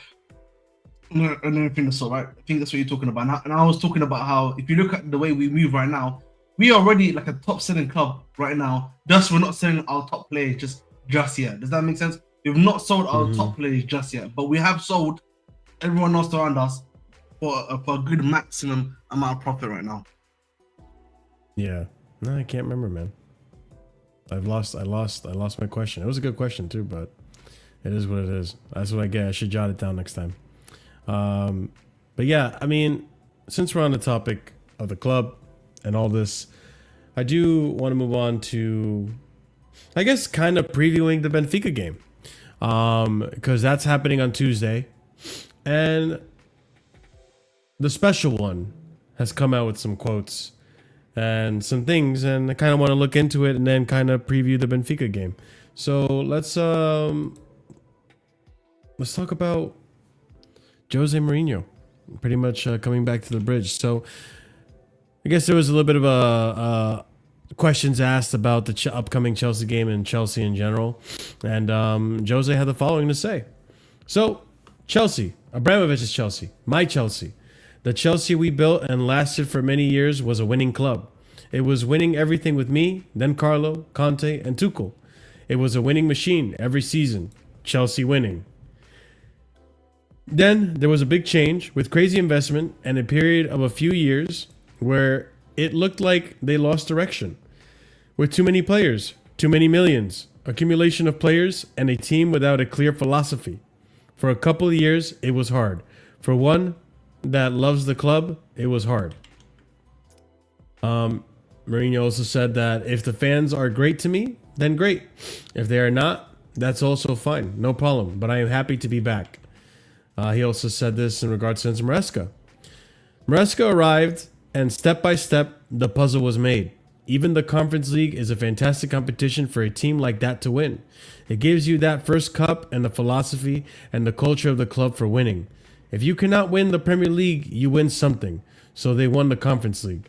Then they go to the States and come back with the big badge on their chest. So now they have a good team. One senses some of the Chelsea diehards would make their special one, Jose Mourinho, would take their special one, Jose Mourinho, back in a heartbeat. Chris. And then, as Chelsea prepared to roll out the red carpet for Jose Mourinho, Enzo Maresca is in danger of pulling the rug from under his own feet. A lot of pressure, obviously, on Maresca to get a result against Benfica. CP, welcome to the show. Since you just got here, I will, I guess, ask you, what are your feelings going into Benfica?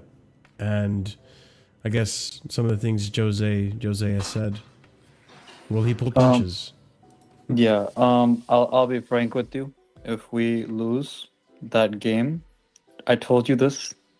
Do not invite me to stream.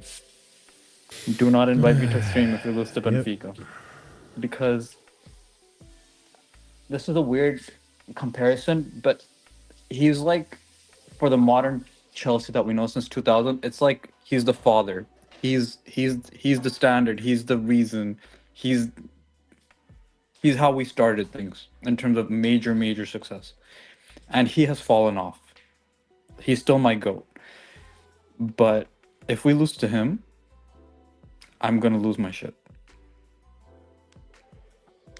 I'm going to lose my shit. We cannot lose to him. I don't care. We cannot lose to him. In terms of fans, they should give him nothing but love, because he's the reason that we are the global brand we are. I'll be frank with you, him and Abramovich. So, in terms of that, and I agree with him in terms of us winning the Conference League with the Club World Cup, is kind of the mentality we need if we're not winning leagues, that we need to win trophies along the way. But I'll be honest. At this point, I would take Mourinho back for 1 year. Really? Yes. So you're if we you're with the Chelsea Ultras. No, wait. If you're saying we sacked Maresca, right? Yeah, no, just for 1 year. You know why? I need to clean house of every player and staff associated with Chelsea that has bitch mentality. Get them. No, I'm serious. I don't have time for Chalobahs. I don't have for Tossins. I don't have time for sporting directors. I don't have time for Sanchez. I don't have time for Jackson when he was whining and complaining. He would show us who the real people are, right? Like, in terms of uncover the mask. So yeah, I would take him for 1 year to get these rats out of my club that have such a great mentality. If, like, say if Chelsea did obviously get rid of Enzo Maresca, right? It's like it's a bad time because he's just moved to Benfica, right?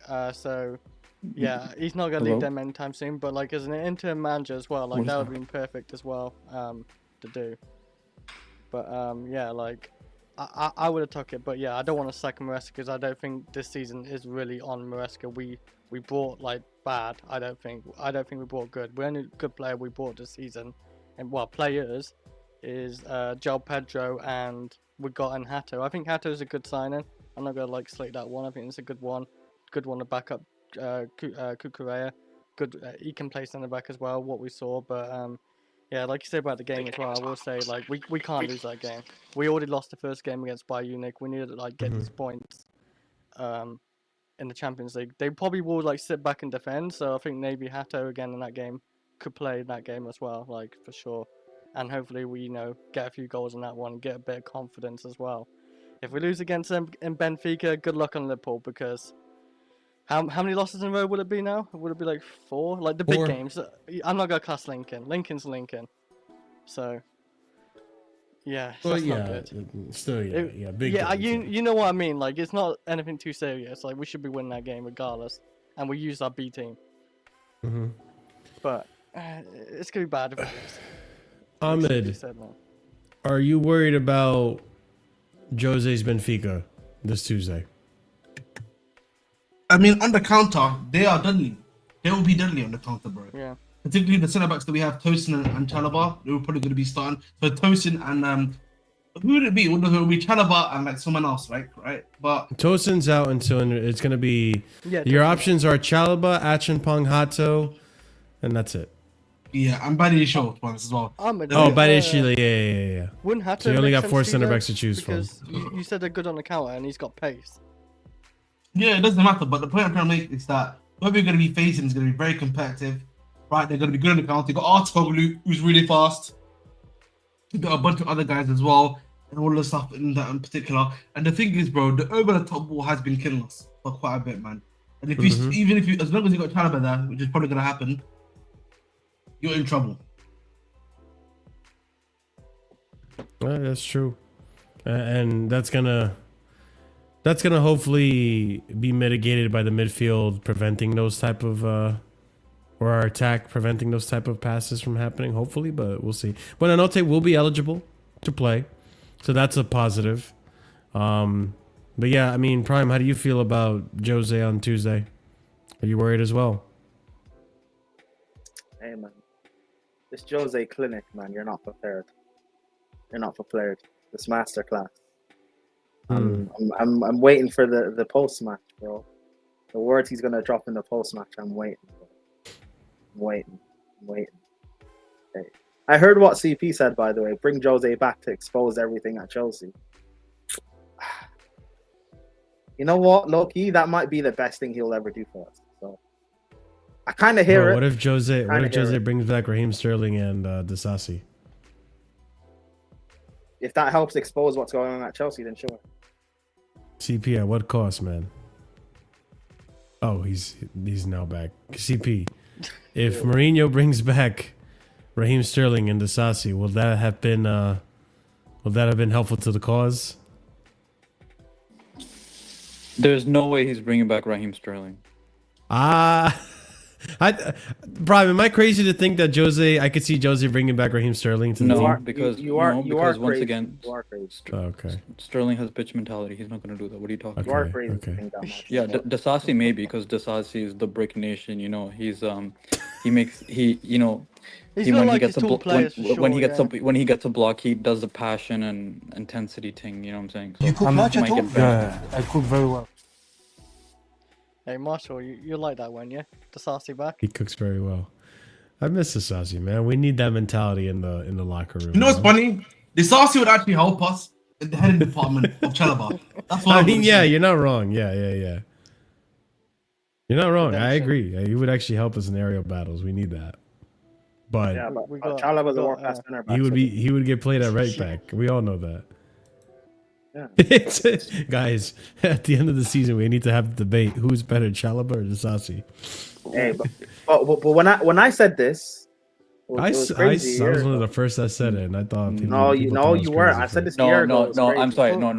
Sorry. Prime has been at the forefront. He's president. I'm vice president of the fraud Chalobah club. Okay, trust me. I'm still gonna mark that down when Scott said he was almost world class under Tuchel. That still blew my mind. Did he say that? I forgot. Yes, he did. I was there. I was there. Center back. You know what Scott also did? Scott also backed the Sanchez signing, even though he was third choice at Brighton. Scott told me that Sanchez is better than Kepa. No. But here's the thing. He is better than Kepa. Wait. No, but he changed. No, wait. Prime. New evidence brought new knowledge to Scott in terms of Sanchez, and he changed his tune quickly. But with this Chalobah thing, hold on. How quickly do you think Scott changed his mind on Sanchez? I think in the first season when Sanchez was here, he said Sanchez is not. I don't think it took very long. I think it took like a few games. Did Scott not also say that Sanchez is better than Petrovic?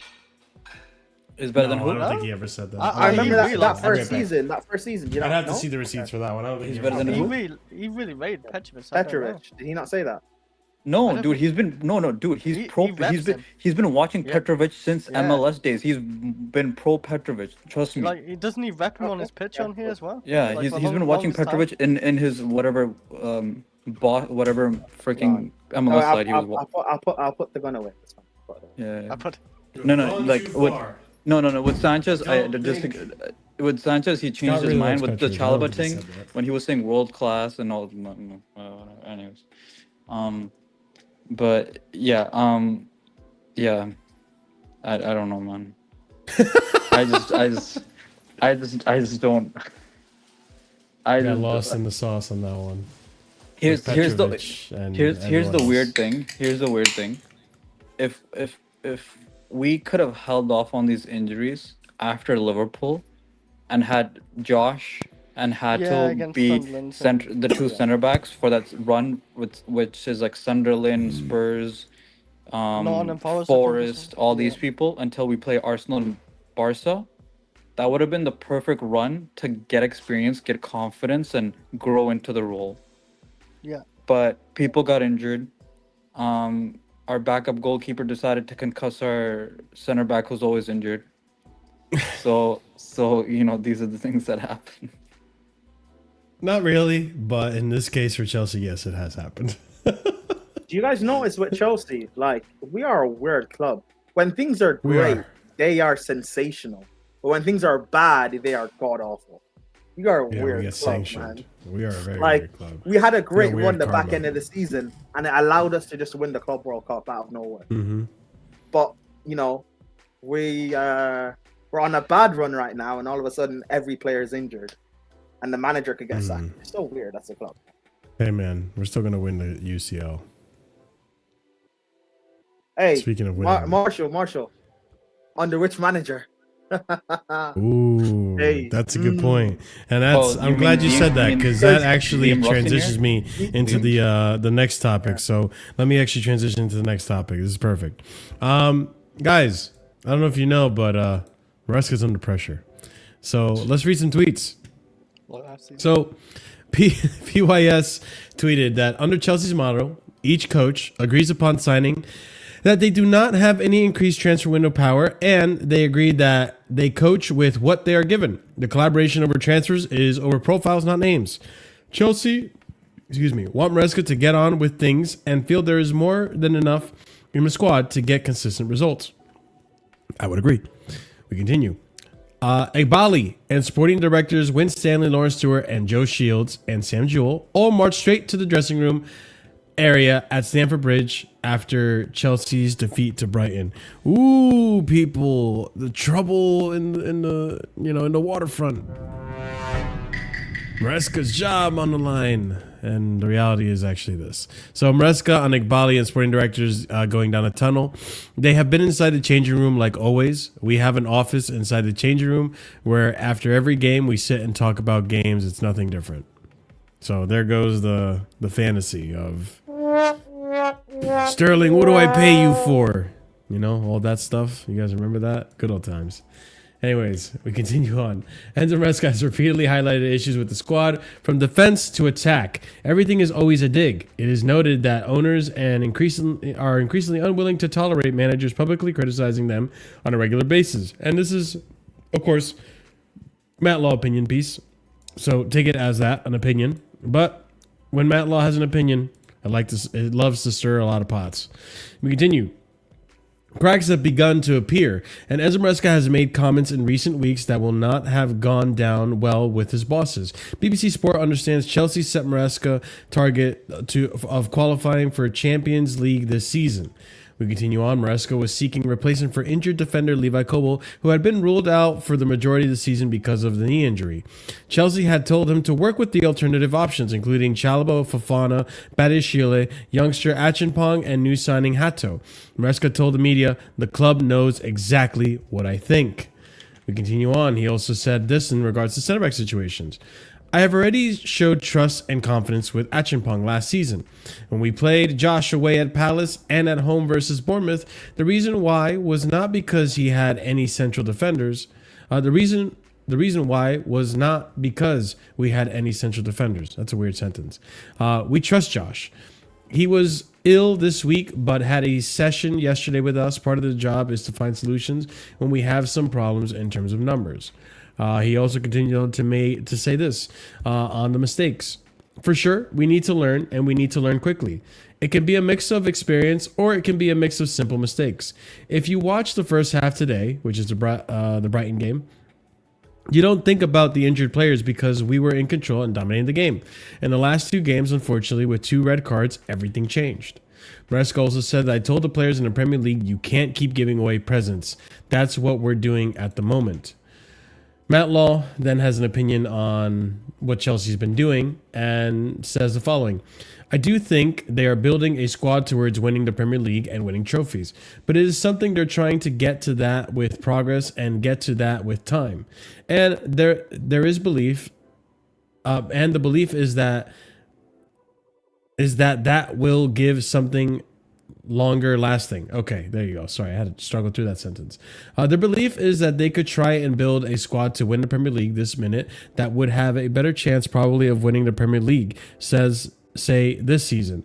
But they don't believe that would necessarily set them up well for the future. What they're trying to do is build a winning squad, which probably won't win immediately in terms of the very biggest prizes. But they hope by the time it gets to that stage where it does win, that it's set up to win and win and win and win. And only really time will tell whether that's right or wrong. It's kind of impossible to judge it. PYS also said, based on the sources, that what they're saying about Maresca is that there's internal disagreements over the window, concerns over readiness of players, Chelsea's sympathies over fatigue, turning it around, and the potential future targets unavailable. We continue on that Chelsea set Maresca the target of qualifying for Champions League this season with the intention of reviewing at the end of the campaign. But with just 8 points from 6 games and 2 Premier League losses in a row, Maresca will surely know that naturally pressure is growing. Matt Law then states this today. Understand, Enzo Maresca retains full faith of the Chelsea board and sporting directors. No sense of panic over a mini slump, particularly after the much bigger slump Maresca and his team recovered from last season. Injuries and red cards seen as biggest factor in recent results. Chelsea's aim remains to finish top 4 and have a run in the cups. Quote unquote, run in the cups, whatever that means. And then Sky Keva also giving us a lot more context here. Chelsea have full confidence in Enzo Maresca, and their head coach is not under any extra pressure despite a relatively disappointing start to the season. Chelsea have lost only 5 times in 6 months, and they had a man sent off in 4 of these defeats. The only game they have lost since April, when it has been 11 versus 11, was a home match, was away at Bayern earlier this month. There is an expectation results will improve when Chelsea cut out the red cards and when key players start returning from injury. The red cards in the past 2 games were a result of attempts to stop goal-scoring opportunities rather than Nicholas Jackson's indiscipline against Newcastle United in May and Flamengo in June. Liam Delap is expected to return in 8 weeks, and Cole Palmer does not need groin surgery and will be back next month's international break. Chelsea have won only 1 of their past 5 games, but no one is hitting the panic button at Stamford Bridge. The target for Maresca's side remains qualifying for Champions League again and challenging for trophies in the competitions they are playing in this season. Maresca and his players will be fully evaluated at the end of the season, not in September after 6 league games. Chelsea are still 8th in the table after losing twice and are 1 win away from the top 4. They qualified for Champions League and won 2 trophies last season. Chelsea believe they have a stronger squad this season, and Maresca and his players are still well placed to build on last season's successes. Maresca has been told the club are fully behind him and there is still all to play for this season. This is not the first time Chelsea have experienced a slump under Maresca. Last season, they won only 2 league games between mid-December and the final week of February. Chelsea kept faith in Maresca, and they will do the same again now. Thank you, Sky Kaba, for stating the obvious, which isn't so obvious for a lot of fans out there who want to be reactionary and feed into all this Maresca out, all this nonsense garbage. Listen, at the end of the day, if any decision is made on Enzo Maresca, it's going to be, in my opinion, one of 2 things. Either mathematically, he falls so far down the league table that it doesn't look like, and also this would include getting eliminated from the Carabao Cup and an early dropout of the FA Cup, and falling so far down the table that he fails at all these and they have to sack him by March. The other one being that we see how the season's finish and he either continues his job or gets sacked at the end of the season. Maresca's not leaving any earlier than those two probabilities. And I don't think the probability of us slipping further down the table is likelier to happen. We were in worse form last season and we made it right back up, which is what makes me think that we're in some bad form right now, but I don't see it being sustained. I don't see us as a team that's going to continue to plummet downwards and downwards. Like, there's a difference between how we are right now in form versus how United are right now in form. Whereas, like, I know we lost to United, right? And we gave them that game to an extent, obviously with the red card and all that situation. But despite that game, United are struggling to find a win. Yesterday, we could have won that game. We were looking for the better team. We analyzed it. We said, why did he take the brakes off? You know, why did he put the handbrakes on when we were controlling the game? Why go defensively when that's your weakest attribute right now? So I do think he's going to turn it around. I do think fitness has been an issue. Players being available and such has been an issue for him. I'm not just talking about Colwell. I'm talking about other players as well. I think the red cards, obviously, both in succession, don't help the cause either. But yeah, I just think Maresca's going to turn it around eventually, and we'll be fine. And we're going to have to just see how this plays. But, you know, obviously, those of you hoping for a title charge, then I just don't see it happening. Not with the way we're playing now. I think we're going to lose too many points before we recover and start going on like a winning streak, if that. But yeah, obviously it's disappointing. But yeah, there's a lot of pressure on Maresca right now. I guess we'll go to CP if you're there, CP. What are your thoughts on everything that I just went over? And yeah, he's even if we get top four, he's getting sacked. Why? Oh, because the sporting directors have the biggest ego in the world, and the smallest dick size in the world of the way they act, because they do not take criticism. They do not take any pushback lightly.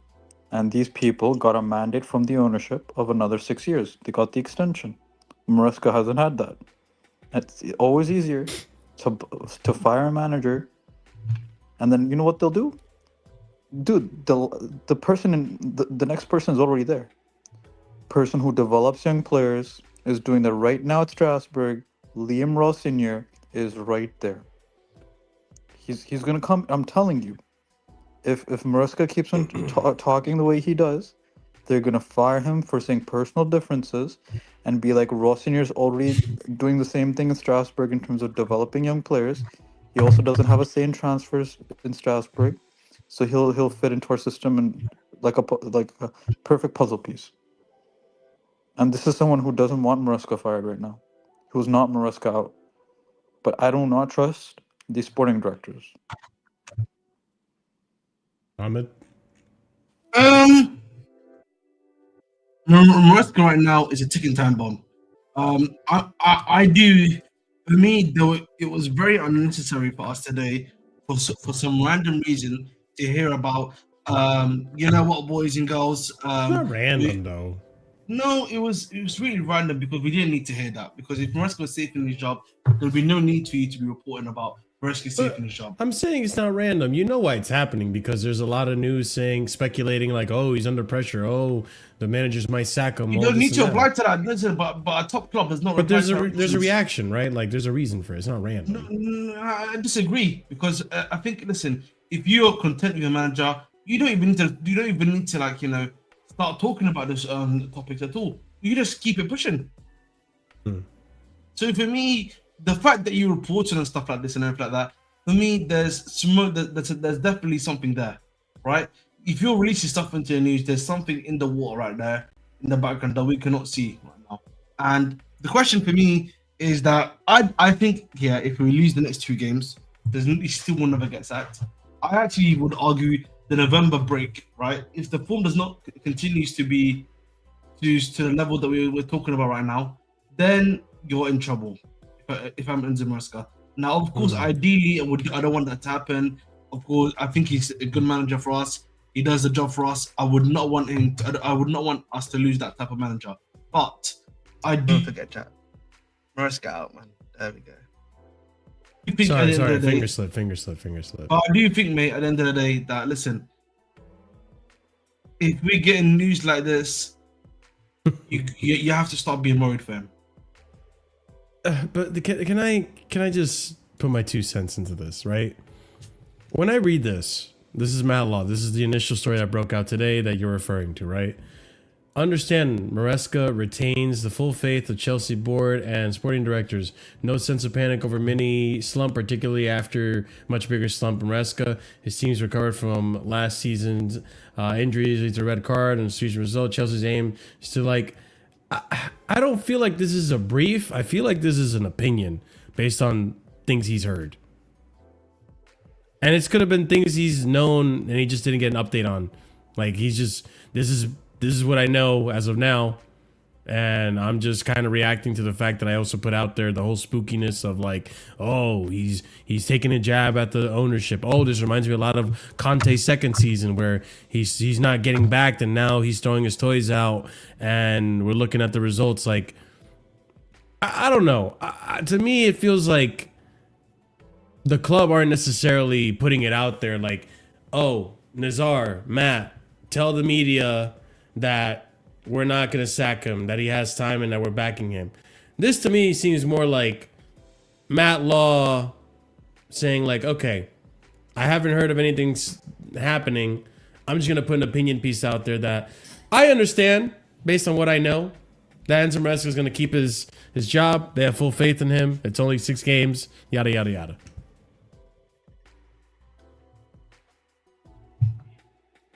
Marshall, can I ask you a question? Why is he reporting that stuff? To make money? He doesn't need to report that stuff for money. You know, the Telegraph don't increase his salary for reporting this, by the way. Hey, this blue check mark gives him money for engagement. His financial money that he makes is from the Telegraph. That's the actual thing he writes for, right? That's his salary money. I promise you, the blue tick money is not that big, bro. He's only got 1.3. I know it's not, but money is money. And recognition is a recognition. I mean, awareness is, engagement and the amount of reposts. Like 227 other audiences are now seeing this. This guy, listen, this guy's not Fabrizio Romano who is doing that, to the nth degree, bro. What are we doing here, man? Like, the one thing I will give Matt Law, the one thing I'm gonna give Matt Law, listen, I will give a lot of these UK journalists here one thing here that I'll give these guys here a little bit of credit for, which I don't usually give them credit because I usually like to. I do disagree with them on some of the stuff they do right. But these guys, they're generally journals, if that makes sense. Where for them, this stuff is not just about clicks and clicks. That's one thing I will say. To them. I don't want to divulge too much into this type of topic, but just to put my opinion out there, I feel like the title of journalist has deteriorated so far from what it actually is. And I feel like the only journalist I respect out there that actually does journalism for the sake of journalism is David Ornstein. That's it. I think Matt Law, the Fabrizios of the world, the Ben Jacobs, I think for them, journalism is clickbait, try to get engagement, get recognition. I disagree with you when it comes to Ben Jacobs and anything involving football finances. That man's an actual journalist who has a degree with regards to football finances. He's the one who broke the story when it came to the takeover. When it comes to the finances, he does not gaslight. He does not do spooky shit. Even when it came to Chelsea and the sanctions, he was very straightforward about the general procedure and how it would go through. I'm sorry, you could say that maybe about his during the transfer season, but when it's his actual specialty, which isn't transfer season, when it's football finances and finances in general, that is his bag. Sure. So, do you know with Matt Law, Marshall? You know he doesn't do any podcasts, barring the one with the London's Blue podcast. Yeah, that's it. Yeah. He doesn't he doesn't do any YouTube engagement stuff usually, from what I know. So I don't know where he's getting this engagement that you're talking about, bro. I'll be real with you. Yeah, Marshall, his main thing is obviously just writing in the Telegraph and writing these things, and then obviously some transfer news that he hears about, and even if the transfer stuff, and even if the transfer stuff, he stopped doing it because I don't think his source gives him any information even in regards to the transfers. Yeah. So like, actually, I'll pass the mic to the rest of you guys. What do you guys think about this whole thing with Matt Law and I guess with the Maresca situation? Do you think it's a lot of like engagement farming, or do you think there's actually validity to, oh, we should be worried he gets sacked soon?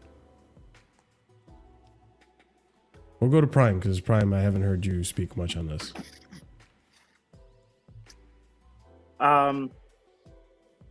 We have been not just Chelsea fans, but also football fans long enough to know that when clubs put out briefs like, you know, we're still behind the manager, John Doe's our guy, he has full faith from the board, we know that it's not too far away from being sacked. The same reports came out about Potter, and he was sacked, I think, a month or two later. The same reports came out about Poch, and he was gone. Even under Roman, it happened. With United, it happens. It happens with every club, more or less. So, I'm not saying if we lose to... Like, I'm expecting us to lose to Benfica and Liverpool. And I'm not saying if we lose to those two teams that he will get sacked during this international break. However, there's pressure now after the next one.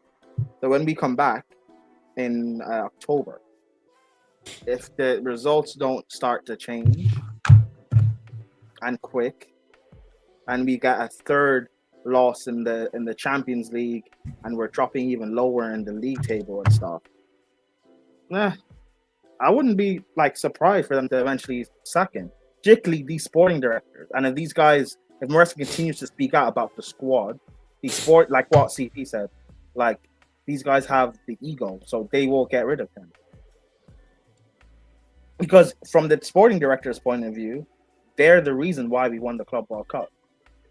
Because they're the ones that got rewarded for it, not Maresca. Yep, they have the mandate by the ownership. They got 6 years extension. So if the ownership then starts asking questions, why are we doing poorly in the league? Well, it's not the sporting director's fault, is it? Because I built this, because they built the squad that won the Club World Cup. They've now added to this squad. So we should, even with a few injuries from their perspective, we should still be able to win games and still be comfortably in top four. Because by, I think, October, mid-October, maybe November, we would have played 10 Premier League games. So we'll see how we are by 10 Premier League games. But that's why I said, Prime. I want, because I'll get your thoughts. I said generally, if the situation doesn't improve by the November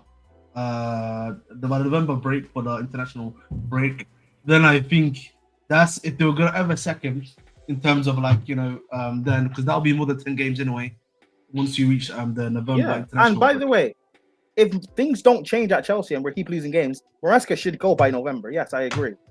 Yeah. I'm saying that's probably when he's going to go, actually. Because, but also, by the way, if this club is ran correctly, it would be the good thing to do to sack him in November if we keep losing. That's 3 months into the season. However, knowing what these guys are like, when we were asked about Potter for time, they kept him in charge until like what? You know, but the thing with Potter, I always thought the thing with Potter, they were. I know the reasons why. I don't care about the reasons. Just listen to what I'm saying. What Potter and with Poch, they waited until things were completely untenable. But Pochettino, he should have been sacked months into the season. They still kept him. Fine, we turned around the season in the second half. Carabao Cup final, FA Cup semi-final, whatever. Fine, and we finished, was it 5th or 6th? A few points off 4th. But they sacked him anyway because of how he was speaking out towards the end of the season. Not because of his league form, because the way we ended the season, you could make the argument it deserves him keeping his job. I don't agree personally, but you could make the argument. So with Maresca, even if things start to turn around and stuff like that, and we still finish 4th or 3rd or whatever, and we win a trophy, these guys could still sack him anyway if he continues to speak negatively on the sign. So I was gonna say the one thing, I think that is different from the Potter situation. That's different from the Potter situation is that I think in their case, they were willing to hold the loss, if that makes sense, right? They were willing to hold the L, and that the UCL football wasn't a priority then, right? Whether it was under Poch and whether it was under Potter. However, I think this season under Maresca, no front of chat sponsor, you're still dealing with the UCL restrictions in the upcoming summer. You need Champions League football, right? That's, I think, a massive difference in my personal opinion too, right? So I don't know if they're willing to let things go until they're untenable in this situation. That's the only thing I would probably say. Again, that's just me, I hear that. However, these people are incompetent. So it might do. I don't like how we're run. Like it is shambolic. The fact that I even have to think about, Maresca could get sacked when things are completely gone. If top 4 is out of our hands of us to get, and then he ends up getting sacked, what's the point? You've wasted the season. And if they do end up sacking him in like November, December, do I trust them to bring in someone better? I don't. I really don't. I don't disagree. Well, are they going to take Rosenier away from Strasbourg and fuck up their season? That's not fair on them. Because remember, they also own Strasbourg too. So that's not fair. We're already taking a mega from them in January. It looks like. So what, we're going to fuck up their season twice? We're taking him in January? No, it's next summer. We're going to consider it. No, they're considering it right now. Oh, is it? Okay, fair enough. Sorry. So, yeah. Like, are we going to go and get, what's his name? De Zerbi, who you wanted before Maresca. And why didn't you guys get De Zerbi then? Why did we get the championship manager? Why didn't you get Didn't De Zerbi not want to be in the Premier League or something like that? No, it's not. So they didn't want De Zerbi because he's what is he, guys? Let's say it together. Demanding. So why do you want? So why do you want De Zerbi now? Why is he changed? No, he hasn't changed. No, it hasn't changed. He's just on a list because he was possession style football, which is what the direction we want to go to. I know why he's on the list in terms of his style, but he's still the same person. He's still going to be. Yeah, I know. I don't know. I'm telling you. No. He's just a name on the list because it's name recognition. He's played in the Prem. We're not going to go after him. I'm telling you right now, it's Rosenier, because we don't care about Strasbourg, because they're a feeder club. As Ahmed has said, the drawback of Strasbourg is, and the fan base is why they're rioting, is because they're a feeder club, and we care. The money maker is still Chelsea. So we're going to take him mid-season. Oh yeah, you think we're not gonna? If we have to take back Mamadou Sarr mid-season too, we're gonna do that. You even said they're thinking of taking back Omega, who's their captain, who's also been prime, starting banging in goals recently. So I also think that right now Blue Coat aren't just in the market of developing players. I think they are also in the market of developing managers, and Rosenior is in that pipeline. Yeah, no, I know. So I do feel like, what CP is saying is really valid. And honestly, like, if Maresca were to get like sacked tomorrow, he's probably one of the first ones on the team on the list of managers to take over. And you know what? I actually do rate Rosenier, but I think he's a good manager. Don't get me wrong, but I'm not ready to give up on Maresca. The thing is, Maresca, it's not even giving up on him. Sure. People need to, like. Yes, Rosenier has a bit more experience than Maresca, I guess, because he's been managing a little bit longer. But he's still a very young manager. The people don't understand, you're going to get these fuck-ups with young managers, especially when they're managing a very young squad as well. So, like, who's to say in a year's time, 18 months, that we're not getting the same problems with Rosenier in terms of, like, team selections or in-game You're not lying, man. You're not lying at all, bro. So what, we're gonna blame Rosenier, or who's even to say the squad building is gonna get any better? Who's to say that, bro? In a year's time, I wouldn't be surprised if we still have center back issues. We're gonna blame Rosenier for why we don't have a partner for Colwell if Colwell's even comes back the same way from his injury. Like it's just whatever, man.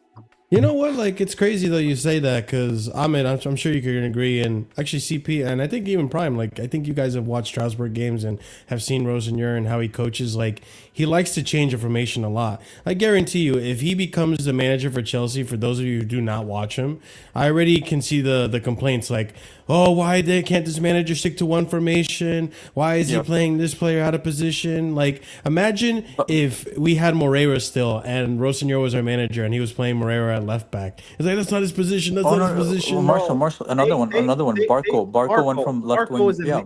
Oh, he's at right back right now, right? No. Barco's a midfielder. Midfielder. Midfield. Oh, He's an I eight. thought He's regular. he's like and a it's deep- not.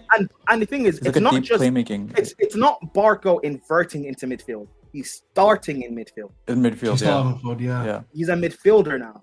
He's a 5'6" midfielder who traditionally is a left back. He plays like a deep line playmaking role. That's the funny thing. He's actually good at it, by the way. Which He's is good at fine those because passes. like the way Rossinier does it, it works within the skill set of the player. So I'm like, Yeah. I only have a problem with playing players out of position if it doesn't suit their skill set. But this fan base complains about Reece James playing in midfield. How do you think they're Yeah. going to feel if Cucurella is the starting midfielder, or if Palmer's playing as the regista or something? How do you think this fan base is going to feel? Or if Esteval's playing wing back? Mm-hmm. We're in trouble, man. We're in trouble. But like, I don't think Maresca's job's on the line now. But if fixtures don't turn around by November, then we could actually start having some very serious discussions. Like, okay, this actually could happen. Like this manager could get sacked. I think as long as the mathematical possibility is still there, they won't pull the trigger until they'll wait. They'll wait. They saw how much damage happened under Potter. They saw how bad it was under Poch, by the way.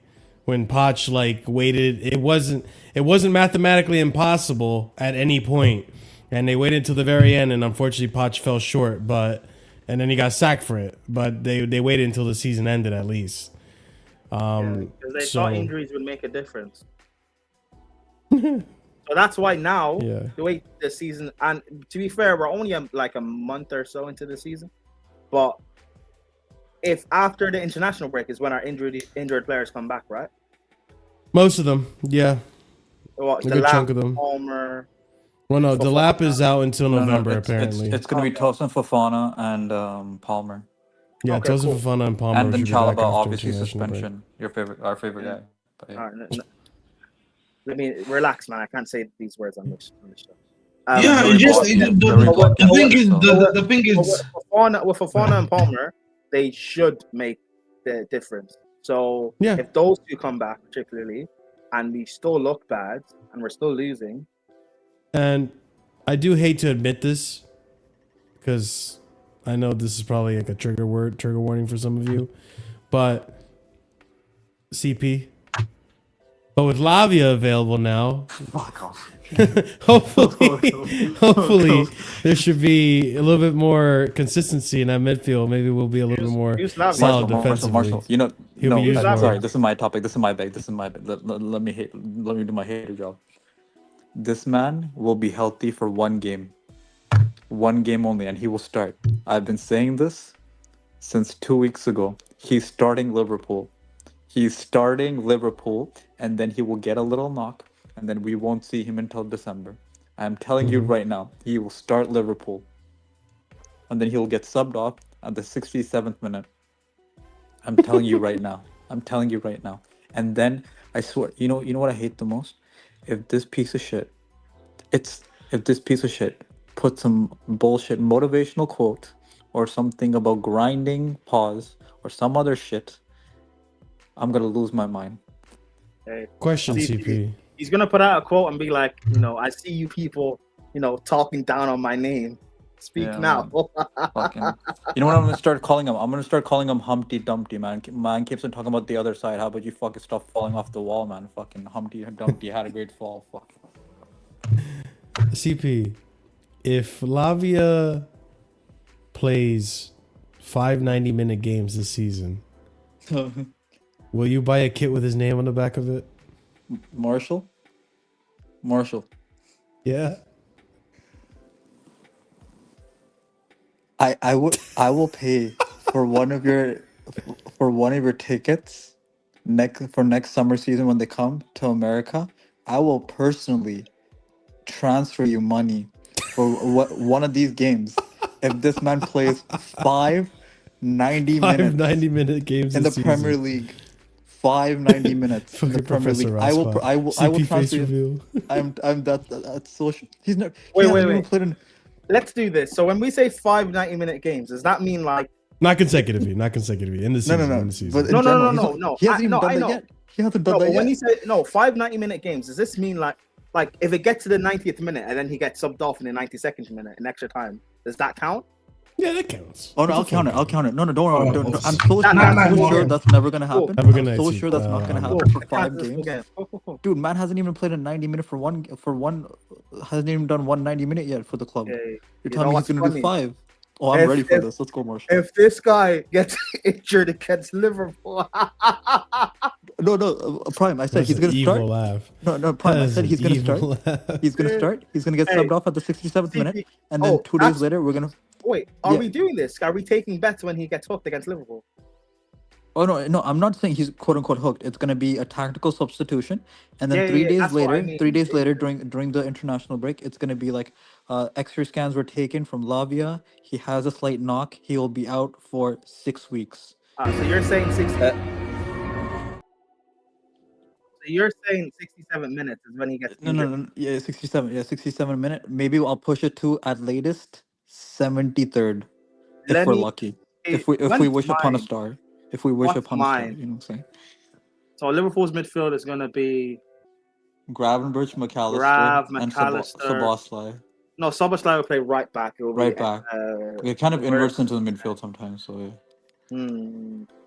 Verts. Where the fuck is Verts? By the way, Oh, sure. All those people running at him on the counter. yeah. You know what? I'm gonna say 50 between 53 and 56. 53, 57, 53, 57. That's me. Oh, okay. 53, 57. No, I think he'll cross the 60-minute mark because for some reason he has a vendetta against Liverpool because they didn't buy him and then we took him. So for some reason he's always healthy for Liverpool, and then no other time. So No, but he's gonna play. that's why I mean he's gonna say to Maresca at halftime, no, I'm still good to play. And then he's gonna come on and then come off. Yeah, that's what I'm saying. 60. I'm saying he's gonna 67 minute. I'm telling you right now. I'm telling you 67 Hey, minute. amazing, man. Hey. And it's gonna, you know what it's gonna happen? It's gonna be like, hey, we're chasing the game. We're like 1-0 down or whatever, 0 down. We're chasing the game. We're bringing attacking options, and then Lavia's gonna come off. You know what would be evil? Lavia plays the full 4 90-minute games in a row. He gets to the 5th game and he gets injured in the 87th minute. That'd be so cruel. That'd be horrible. That'd be horrible. You know what would be kind of poetic though? Yeah. If he actually doesn't play at all versus Liverpool, and his return. Actually, imagine he gets his first start since his injury. Yeah, it's gonna be Liverpool. No, this Tuesday. No, he's not starting. No, I'm telling you right now. I can also let me tell you the Maresca Lavia No, process. think about it though. Like, I'm not saying it's gonna happen, but it'd be kind of poetic because that's when he got injured against Benfica. Oh, that's true. He didn't survive the hellhole, Yeah. which was the 120 minutes oh on my a bike God, Jesus Christ, my after life. playing 80 minutes. Oh my, the stupid thunderstorms, man. Oh my God. Yes. Yeah. To be fair, I'm surprised he's the only one that got injured. Prime. I'm gonna tell you when he's gonna get subbed on. He's gonna get subbed on around the 78th to 82nd minute against Benfica. So then he gets enough minutes to then start for Liverpool. I'm telling you right now, bro. I'm telling you. I see. Hey, CP, you're in the same bag I was with Reece James at post World Cup. I was predicting when he got injured, bro. The Forest game, the second game after the World Cup, I got it spot on Lewis's channel, bro. I got spot on when he got injured. Hey, I was so gassed, bro. I was so gassed. Marshall, do you know why I'm this way? Because you know what I used to do when times were tough when we had Poch? I used to go back on YouTube and listen to live streams from Lewis and other Chelsea creators when we stole Caicedo and Lavia, because that's how hyped I was. And then this piece of shit never fucking stays healthy. So you know what? It's my holy war now, bro.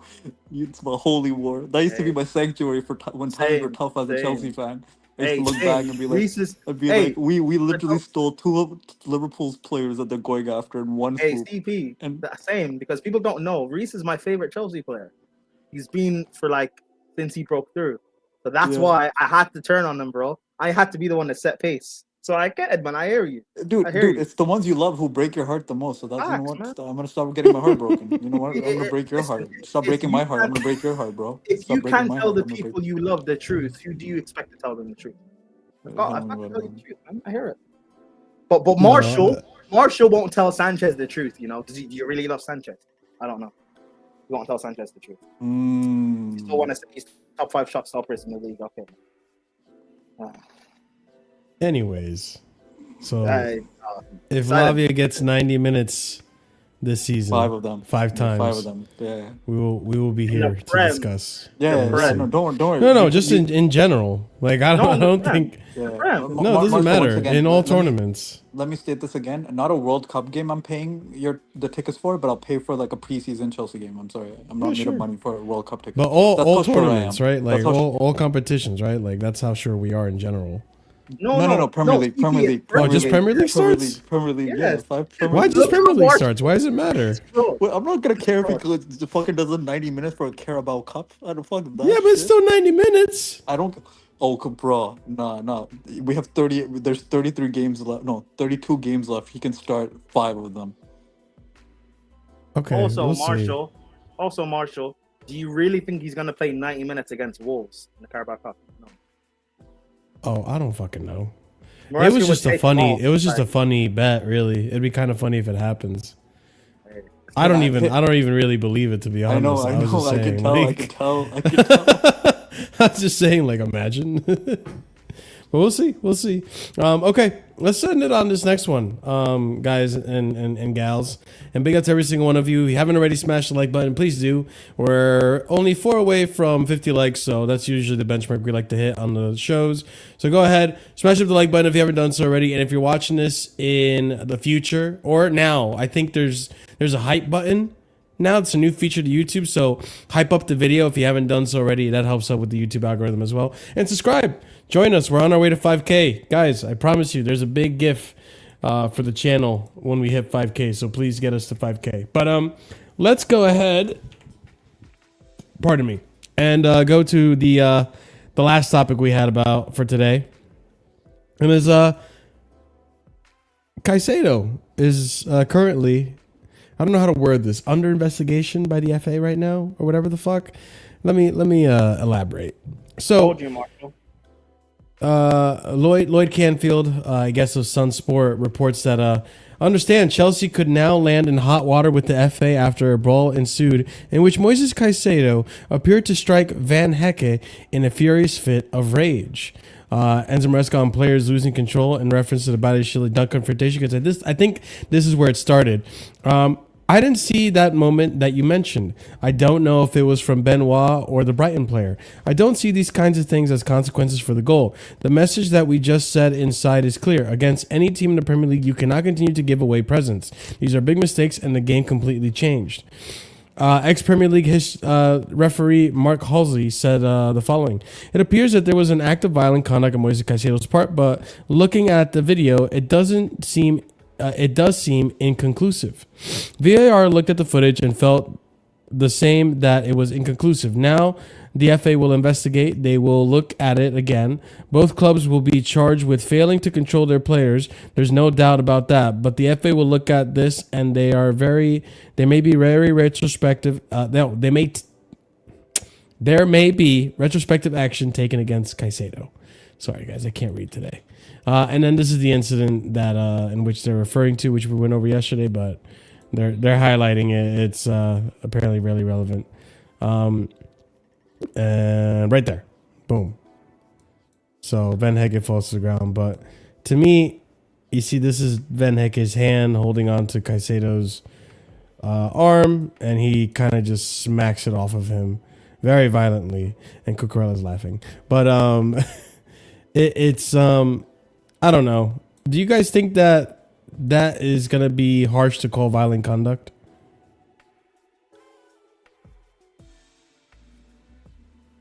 Guys? Yeah, but Is anybody there? I think it is a bit harsh. But to be honest, the FA does want to charge us with something at some point. So, you know, let's start it off early. So, you know, nice fine, a little suspension. There you go. Marshall, I told you this last stream. He's going to get charged. He's going to get suspended. Because even though you said it looks like nothing, it still does look bad enough that you could charge Chelsea with something. Chat, what do you think, by the way? The question goes out to you. Do you guys think he should be charged? But continue, Prime. I'm sorry. No, that's all really I have to say. I don't agree he should be charged. It's nothing. But it still does look bad. Particularly when you showed it, was it yesterday? You slowed it down. When you slow it down, it looks bad. So. Question for you guys as well. Do you guys feel like the officiating... And I don't want to say that there's an agenda against Chelsea or a campaign against Chelsea, but do you guys feel like this season the officiating has been absolutely dog shit? Like worse than other previous years. Like I feel like we've gotten worse officiating wise. No, like remember when people couldn't draw the offside line? Like it's been bad before. It's just incompetence. It is shit. Just shit in general. The refereeing's always bad. So do you feel like maybe it's just because it's been happening a lot to Chelsea right now that I feel this way?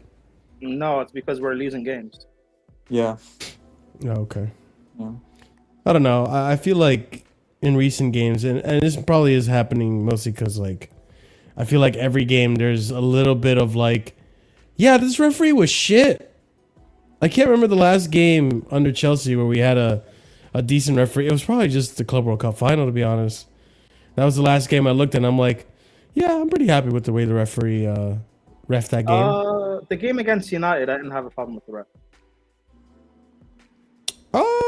I feel like... Wasn't there a pen for João Pedro that was like pissed? Yeah, I feel like I had an issue with the referee in that one. The pen for João Pedro. Yeah. I felt like we weren't being given any some calls that I felt should have been given to us. I felt like the free kick shouldn't have been a free kick to begin with. Oh, well, that's I'm sorry. I'm thinking Bayern. That's another one where the officiating wasn't I didn't great. have a problem. Yeah, but also Bayern's a different competition. Yeah. But yeah, I didn't have a problem with the ref. Even against Bayern, I thought the ref was fine as well. I think blaming refs is just but I don't like blaming refs. I'll be real. So I'm not saying blame refs, but like I feel like I don't know, man. I feel like just recent games, like the officiating has been really shit in Chelsea games. No, but if you think about it, Arsenal help should have us. got a penalty today for the Gyökeres one. That should have been a pen. They didn't give it to him. That was ours. But what wasn't the Gyökeres thing that happened today? Are you talking about the Gyökeres thing, or are you talking about Yeah, the penalty. That should have been a penalty. They didn't give it to Gyökeres in the first half. Arsenal versus Newcastle. That should have been a pen for against Gyökeres against. Newcastle. The thing where the referee. I didn't see the play, but apparently the referee, not the referee, the goalkeeper ran into him or something. Yeah, that should have been a pen. And the same thing that happened to Sanchez, and Sanchez got sent off, but this guy didn't get sent off. Yeah, that's what I'm saying. It should have been a pen. It was in the box. This is what I mean, man. Like, no, I know, but you're saying it's so bad. I'm saying that's Arsenal, though. I'm just saying it's shit in general. They're just shit. Yeah. I feel like I don't know. I feel like it just got worse this season. I don't know how. Like these guys suck, bro. You know, these referees just suck. They help to lower the bar every season. Don't worry. They really do, man. Ex-teammates is proper chill. I did think that was funny. I think Caicedo has played with most of these players. I know he's definitely played with Dunk. I don't know if he's ever played with Van Hecke. I don't know about yeah, but I feel like Brighton got Van Hecke the season that Caicedo came to us, right? I think so. Yeah, I think that was part of like the money and stuff. Yeah. Mm-hmm. I think the James incident should have been a penalty for sure. It looked like his foot got stepped on, and I've seen that given as a penalty multiple times. You know, Gabriel by handball. I think that was a natural position.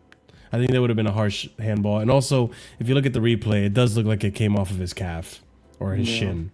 Yeah. To be fair, the United game after that red card, like, for this, I stopped paying attention fully. So, yeah. I don't know. I feel like if this is given as a suspension, I think it is really harsh. But I would understand why. But it just feels, I don't know, man. Like, the refereeing decisions have been really staunch, and also, I feel like ever since the whole, yeah, go ahead. If they suspend him for that, be prepared for Caicedo to pick up a lot more yellow cards. Oh, because they're going to the referees will start looking at him now as a violent player. Well, I also feel like we're being looked at a lot closer now because of the whole Fulham thing. Yeah. Oh yeah. Ever since the whole Fulham incident, they've just been over and over. They've just been keeping an eye on us and bringing us up in all these refereeing and decision making analysis and stuff. It's like, what the fuck? Because not only was it a bad decision, we made it into a big song and dance with. I thought it was a good decision. I didn't think that goal should have stood. No, I agree. It was the wrong decision, but because we made it into a big song and dance, and then Olivia Bazaglu went on TalkSport, I think, and talked about it and everything. Like, oh yeah, which one did she talk about recently that got the whole Brentford thing, where he was offside and obstructing Reece James. Like, it's like, I don't know. I can't help but feel like there is like extra special attention from the FA and the PFA on Chelsea this season. But listen, I don't want to make excuses, but it's not an excuse. Like, it is. There is, because there's a reason why Arsenal, United, and Liverpool get favored more in terms of decisions, and Chelsea don't, City don't. We don't have enough people that support Chelsea up in like the media or as pundits or commentators. We don't have enough of them. The only one we have really is Joe Cole.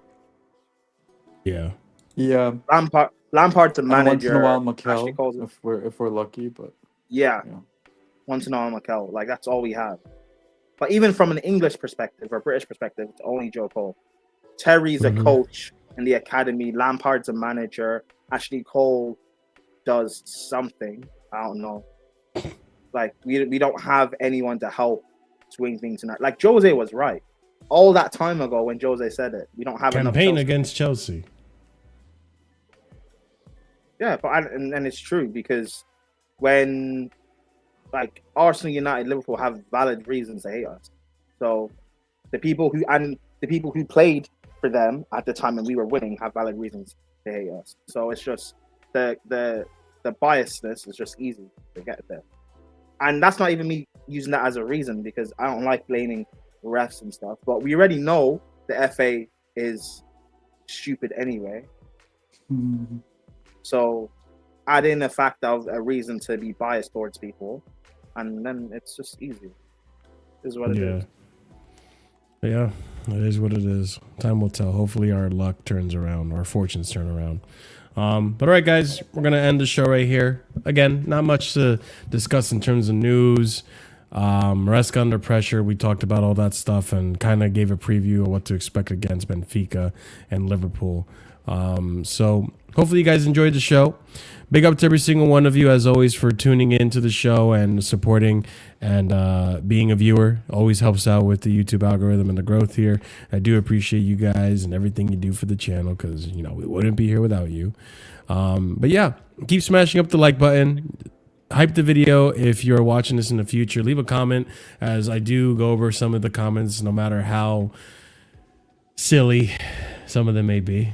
I'll say that nicely. I'm not going to apologize for my comments.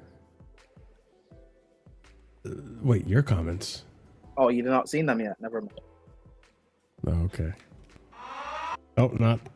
That's what I meant to do. Wow. Yeah. Don't even CP.